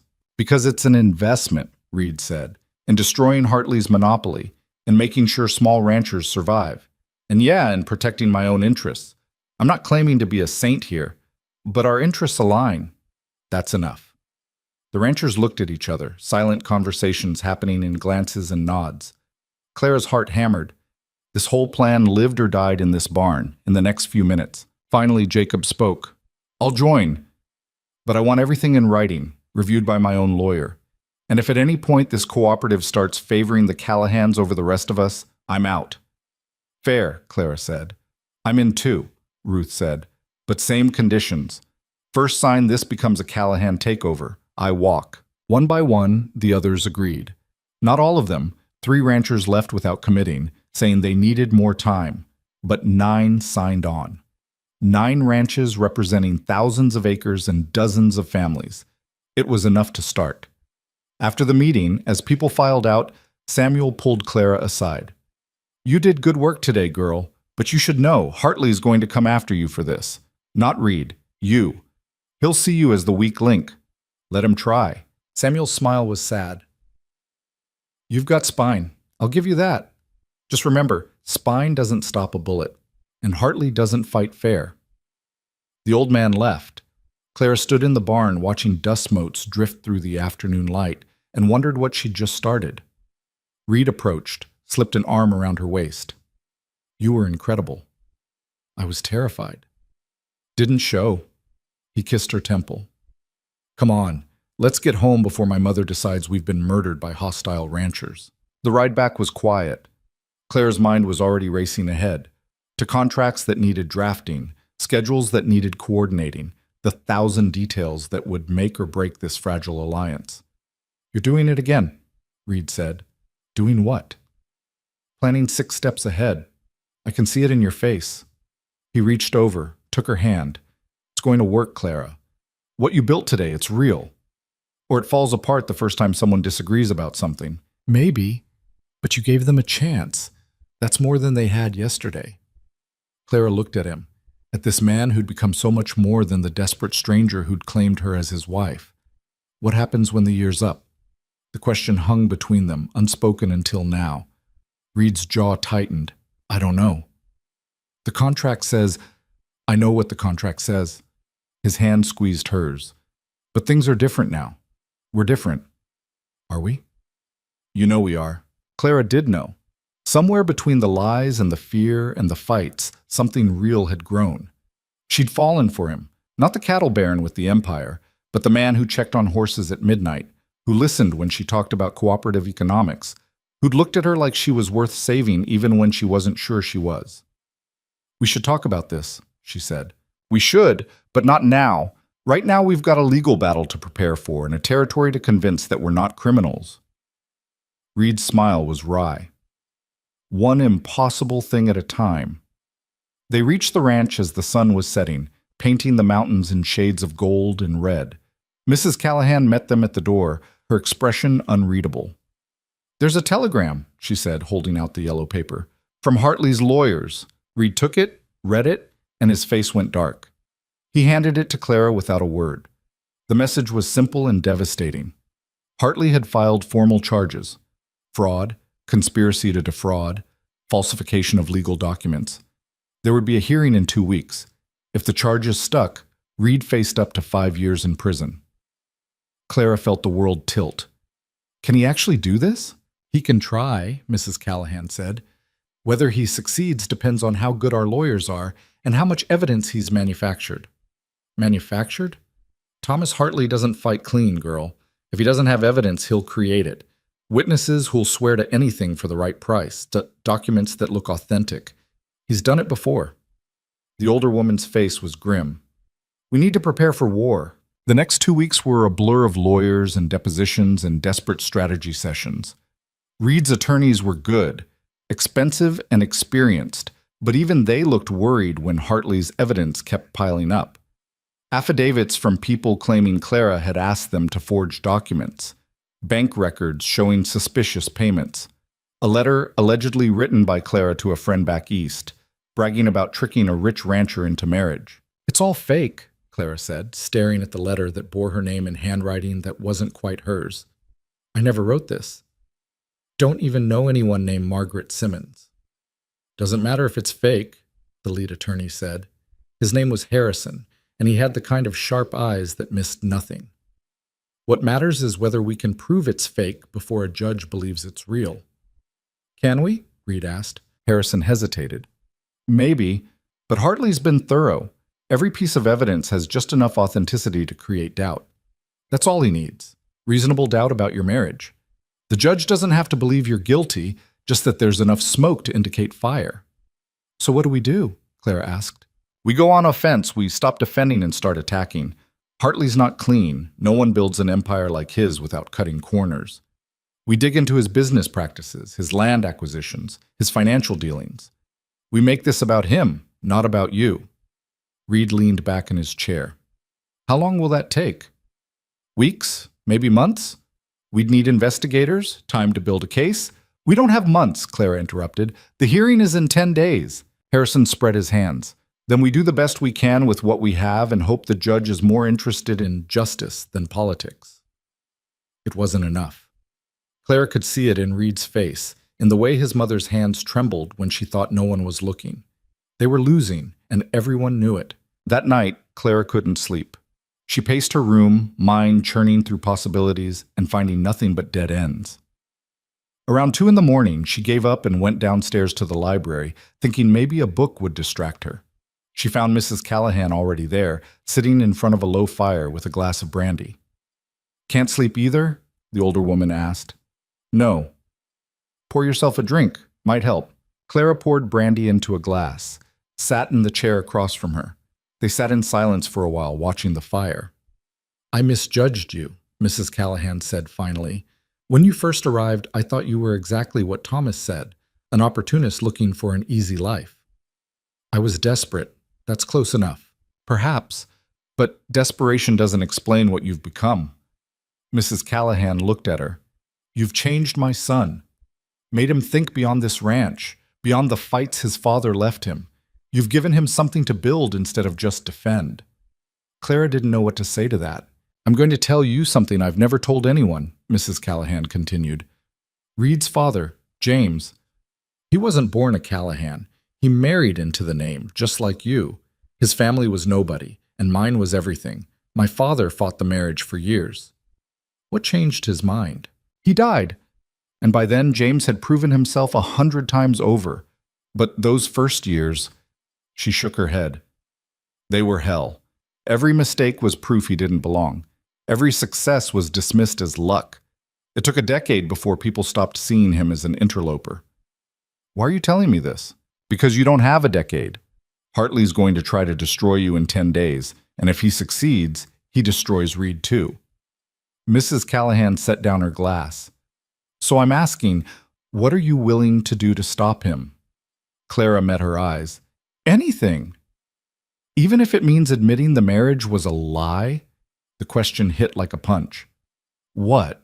What if the only way to save Reed is to take the fall yourself? Claim you deceived him, that he was innocent in all this, that you were the architect of the fraud. Mrs. Callahan's voice was steady, businesslike. You'd face charges, possibly jail time, but Reed would be free. The ranch would survive. Clara's hand shook. You're asking me to destroy myself to save him. I'm asking what you're willing to sacrifice.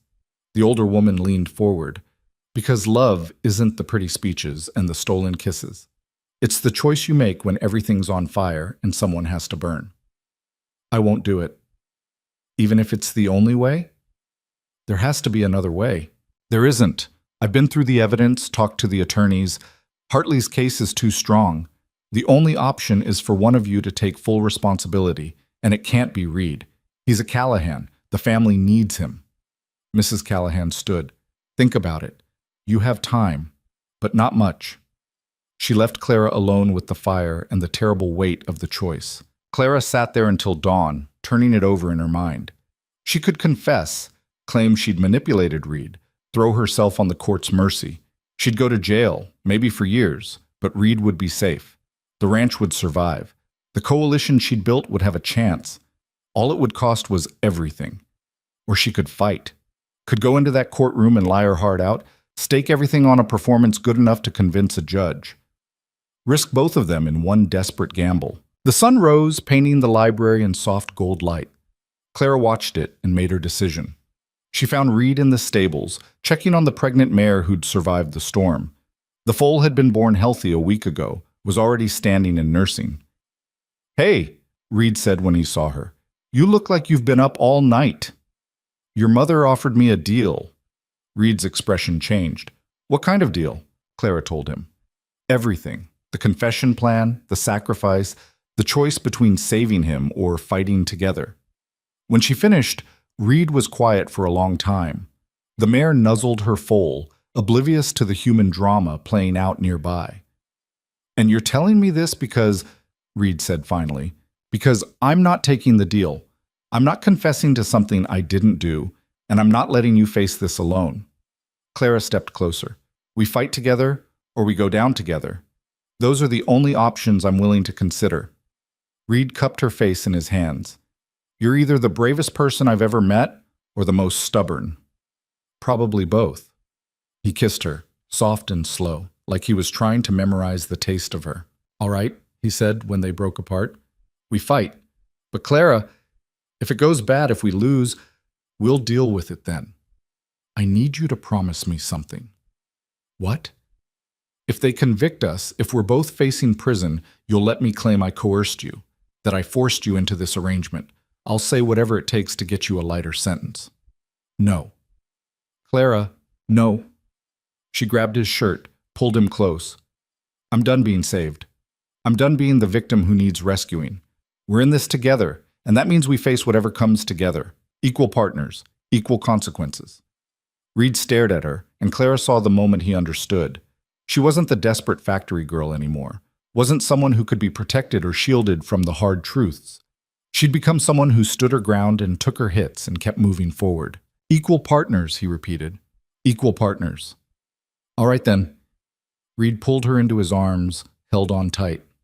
"Let's go to war."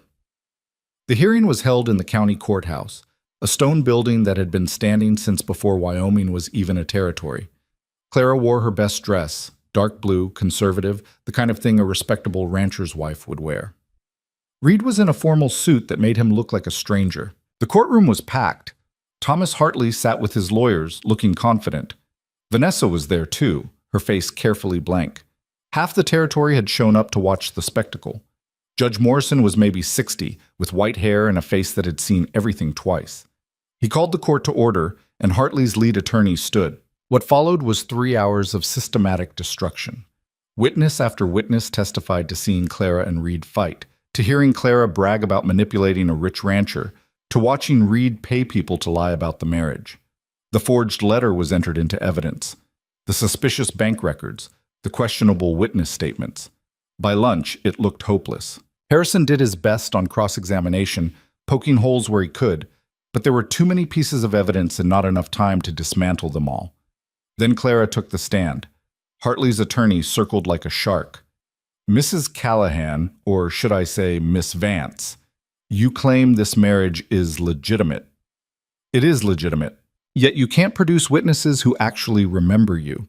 The restaurant where you allegedly had your wedding dinner has no record of your reservation. The county clerk remembers a mail-in filing, but no couple matching your description. We got married quietly. We didn't need a production." "How convenient." The attorney pulled out the forged letter. "Can you explain this letter where you brag about tricking Reed Callahan?" "I didn't write it." "It's your handwriting. It's similar, but it's not mine. Someone forged it." "Someone forged an entire letter, complete with personal details, just to frame you?" "Yes." "That seems unlikely, doesn't it?" Clara looked directly at Thomas Hartley. "Not if someone was willing to pay enough for it." The courtroom stirred.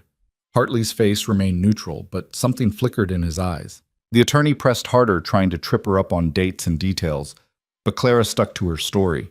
She didn't embellish, didn't cry or plead, just answered every question with the same steady certainty.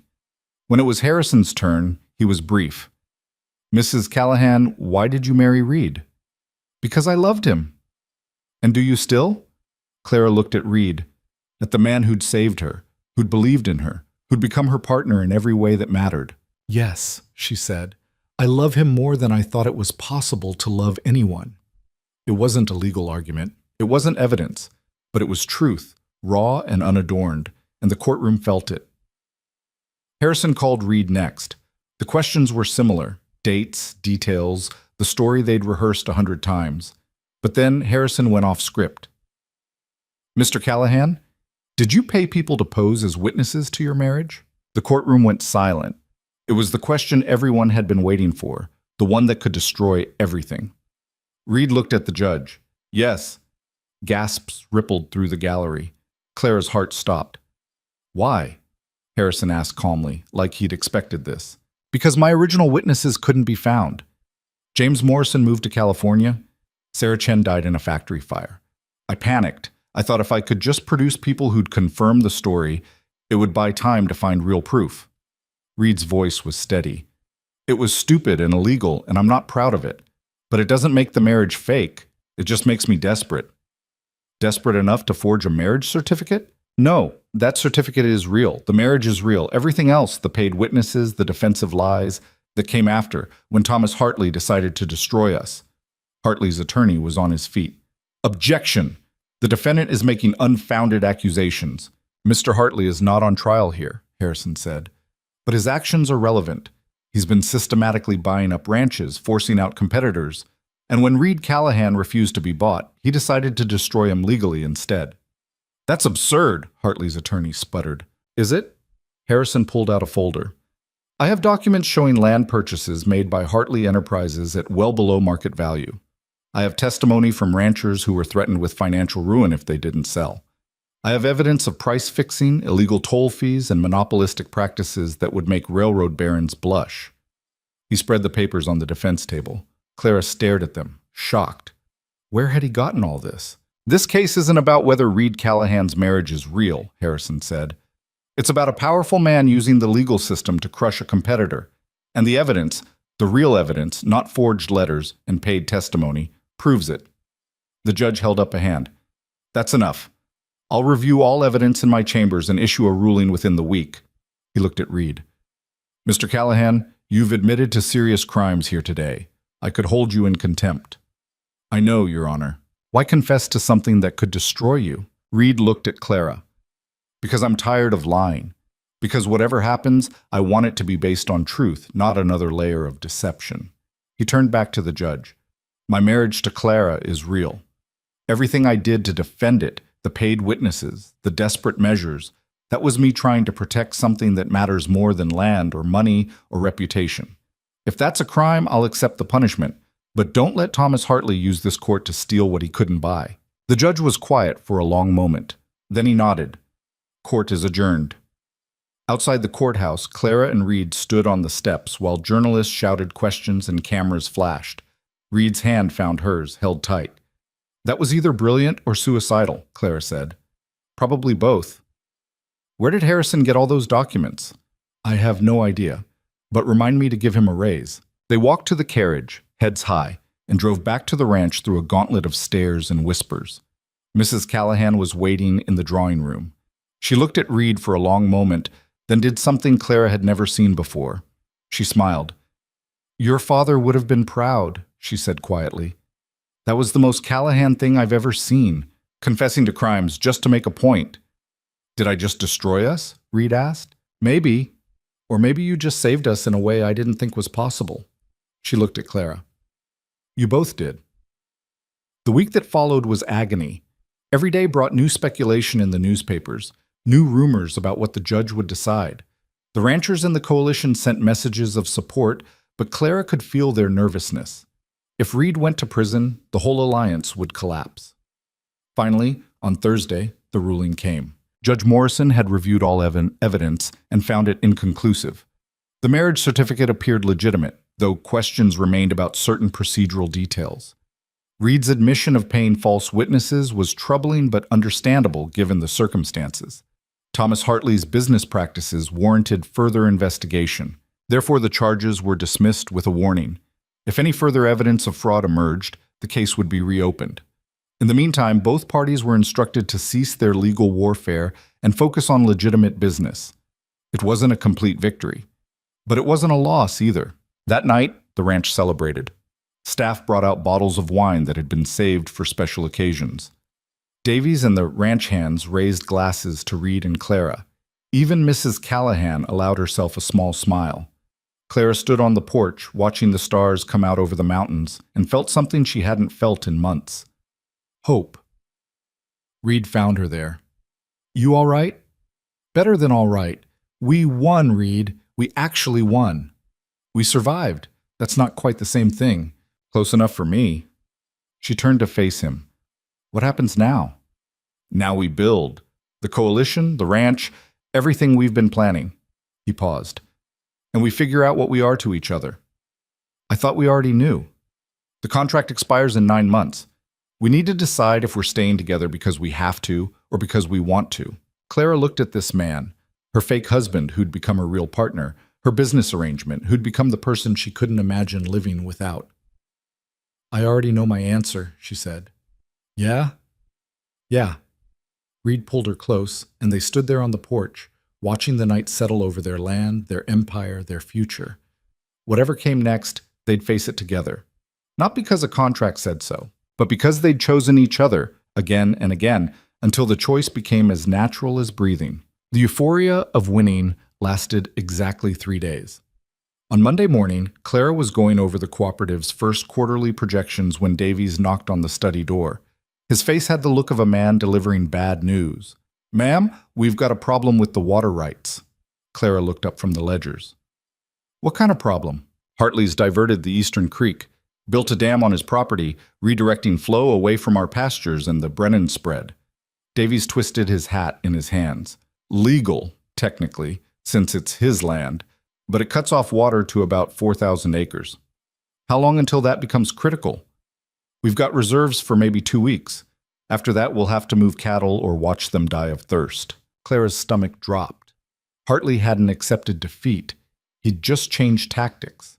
Instead of destroying them in court, he'd destroy them with geography and property rights. Reed appeared in the doorway, already dressed for riding. He'd heard. How bad? Bad enough. He's cutting off the lifeline to 3 ranches in the coalition. Clara stood, her mind already racing through options. Can we dig wells? Not fast enough, Reed said, and the water table's too deep in that area anyway. We'd need weeks and equipment we don't have. Then we need to either negotiate with Hartley or find another source. Hartley won't negotiate. He's making a point. Reed's jaw tightened. He's showing everyone that even if we won in court, he still controls the territory. 1 dam, and he's crippled us. Davies cleared his throat. There might be another option, the northern route through Widow's Pass. There's a stream that runs year-round, feeds into the valley. If we could get permission to run cattle through there, that's Morrison territory, Reed interrupted. Samuel Morrison. He's 80 years old and hasn't let anyone cross his land in 40 years. Then we convince him, Clara said. What's our alternative? Watch the coalition collapse because Hartley cut off our water? Reed looked at her for a long moment. Samuel doesn't like outsiders. Doesn't trust change. Barely trusts me, and he knew my father. Then it's a good thing I'm charming. Clara grabbed her coat. Let's go talk to him. The Morrison Ranch was smaller than Clara expected, tucked into the mountains north of Callahan land. The house was old timber, weathered but solid with smoke rising from the chimney despite the warm day. Samuel Morrison met them on the porch, shotgun resting in the crook of his arm. Not pointing at them, but not exactly friendly either. Callahan, he said by way of greeting. Figured you'd show up eventually. Samuel, Reed dismounted, helped Clara down. You heard about the dam. Heard Hartley's squeezing you. Also heard you won in court. Seems like you've had better days and worse. The old man's eyes shifted to Clara. This the wife who climbed into canyons and built cooperatives? This is Clara, Reed said. Samuel studied her with the kind of attention that missed nothing. You don't look like much. But then, my wife didn't either when I married her, and she turned out to be tougher than boot leather. Come inside. I don't conduct business on porches. The house was spare but clean, with furniture that had been built to last generations. Samuel poured coffee that could strip paint and gestured for them to sit. I know why you're here, he said. You want passage through Widow's Pass, access to the northern stream. Yes, Clara said. We're willing to pay. Samuel held up a hand.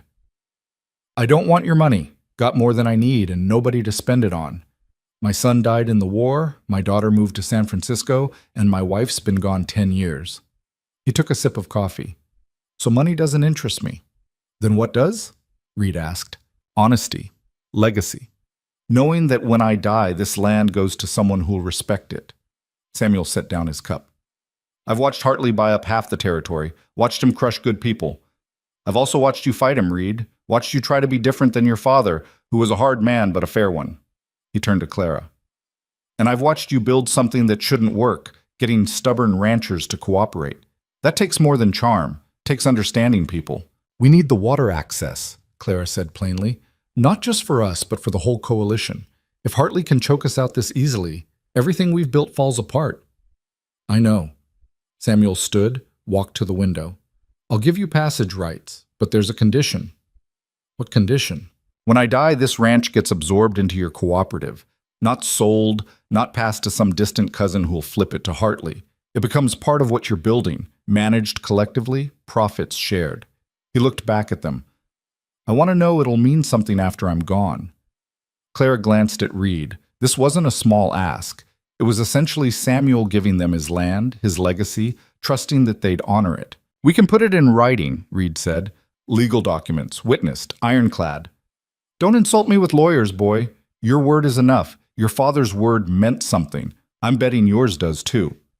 Samuel extended his hand. Deal? Reed shook it. Deal. Good.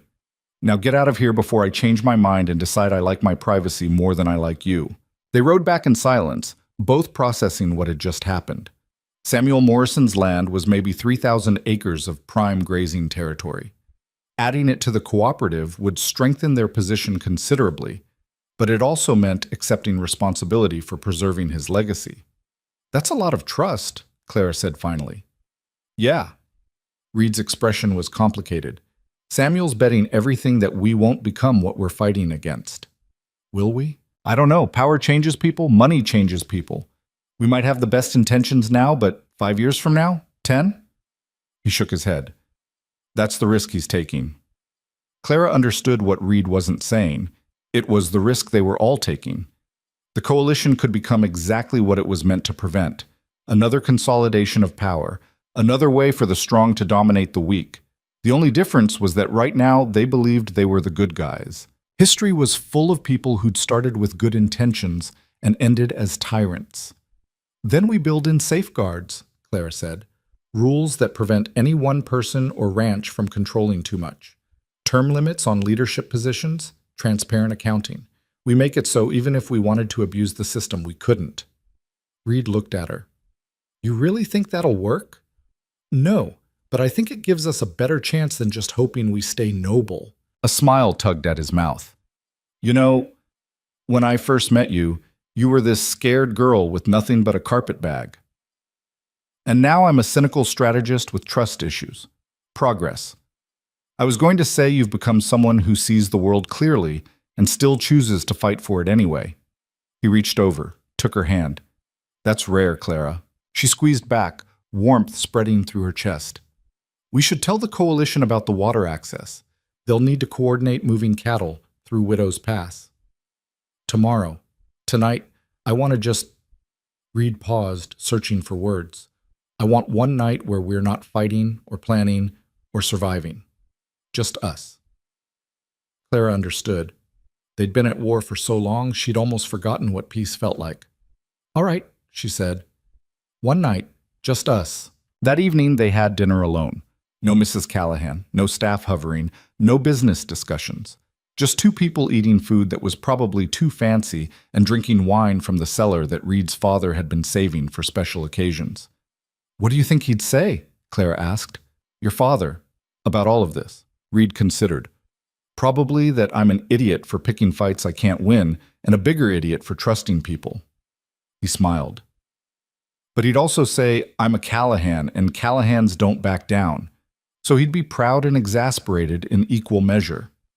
Your mother's come around. She actually smiled at me yesterday. That's just her face adjusting to not scowling. Give it time. Reed poured more wine. She told me she offered you a deal to take the fall and save me. She did.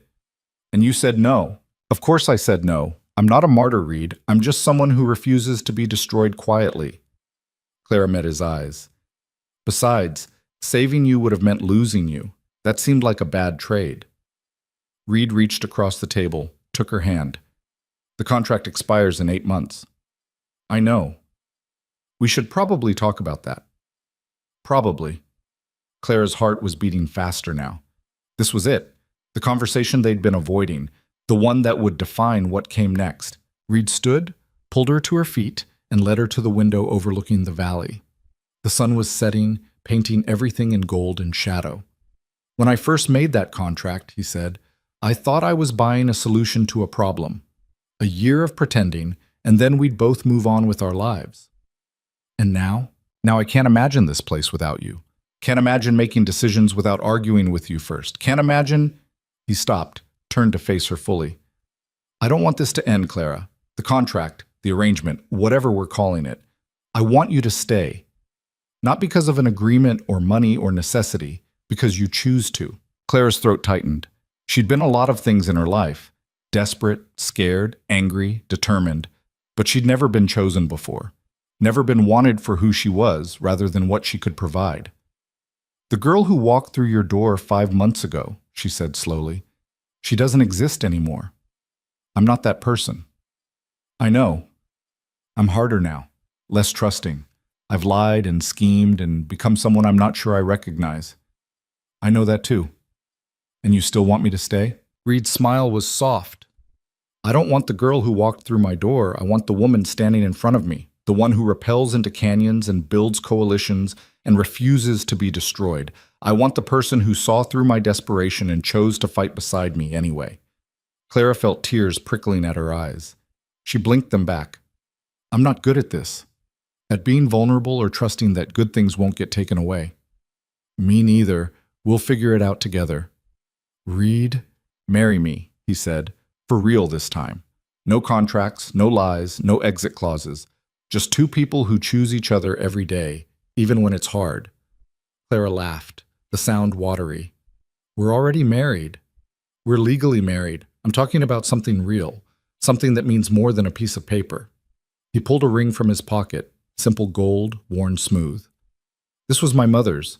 She gave it to me this morning, said I should have given it to you months ago. Your mother gave you her ring? For me?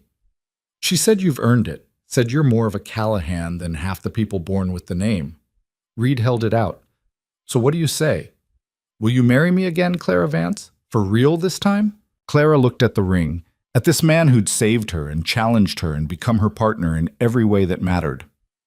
She thought about the factory girl who'd come west looking for honest work, who'd found something far more complicated and infinitely more valuable. She thought about all the ways she'd changed, all the ways she'd grown, how she'd learned to fight and strategize and build something meaningful from the wreckage of desperation. And she thought about what came next, the battles still to fight, the coalition to nurture, the empire to build together. Yes, she said, on one condition. What? We redo the contract, equal partnership, everything in writing. I'm not just your wife, Reed. I'm your business partner, your co-strategist, your equal in every way that counts. Reed grinned. Deal. He slipped the ring on her finger and Clara realized it fit perfectly, like it had been waiting for her all along. Then he kissed her, and for the first time since she'd arrived in Wyoming, Clara felt like she was exactly where she was supposed to be. The wedding, the real one, happened 3 months later, after the cooperative had stabilized and Hartley had finally accepted that his monopoly was broken. It was small, intimate, nothing like the society spectacle Mrs. Callahan probably wanted. Just the coalition ranchers, some of the staff, and a handful of people who'd become family through choice rather than blood. Jacob Brennan stood up as witness, his wife Ruth beside him. Samuel Morrison came down from the mountains for the first time in years, complaining about his knees the whole way. Even Davies cleaned up nice, standing in the back with a smile on his weathered face. Mrs. Callahan cried, which shocked everyone, including herself. The ceremony was simple. No elaborate vows, no religious officiant, just a county justice who declared them married under the law and their own words to each other. Reed went first. Clara, I promise to never stop fighting beside you, to trust your judgment, even when it scares me. To build something with you that's bigger than either of us alone. Clara's turn. Reed, I promise to never stop challenging you. To be honest, even when it's uncomfortable. To choose you every day, even when choosing is hard. They exchanged rings. New ones this time, purchased together, symbols of something built rather than borrowed. When the justice pronounced them married, the room erupted in applause, and Clara felt something she hadn't felt since her father died. She felt like she belonged. The celebration afterward was raucous and joyful, with music and dancing and food that the coalition families had brought, everyone contributing something, making it theirs. Clara danced with Reed, with Davies, with Samuel Morrison, who complained the whole time about his knees, but kept dancing anyway. Around midnight, she slipped outside for air, standing in the garden where she'd first realized she was changing into someone new. Mrs. Callahan found her there. Hiding? The older woman asked. Breathing. Mrs. Callahan stood beside her, both of them looking up at the stars. I owe you an apology. Clara turned, surprised. For what? For underestimating you, for seeing you as a threat instead of what my son needed. Mrs. Callahan's voice was softer than Clara had ever heard it. You've given him something I couldn't, a reason to build instead of just defend. You've changed this ranch, this family, in ways I didn't think were possible. I didn't do it alone, no, but you did it when no one believed you could. That takes a particular kind of courage. Mrs. Callahan pulled something from her pocket. A small leather journal. I want you to have this. It was James's, Reed's father. He kept notes about the ranch, about his dreams for what it could become. Most of it never happened because he was too busy fighting wars. Clara took the journal carefully. Why give it to me? Because you're actually doing what he only dreamed about. Building alliances, creating something sustainable, thinking beyond the next crisis. She paused. And because you're family now. Really family, not just legally. Clara felt her throat tighten. She'd spent so long without family, without belonging, that she'd almost forgotten what it felt like to be claimed by someone. Thank you, she managed. Mrs. Callahan squeezed her shoulder, a brief, awkward gesture that meant more than words. Then she walked back inside, leaving Clara alone with the journal and the stars. Clara opened it, saw James Callahan's handwriting covering the first page. A quote, underlined twice.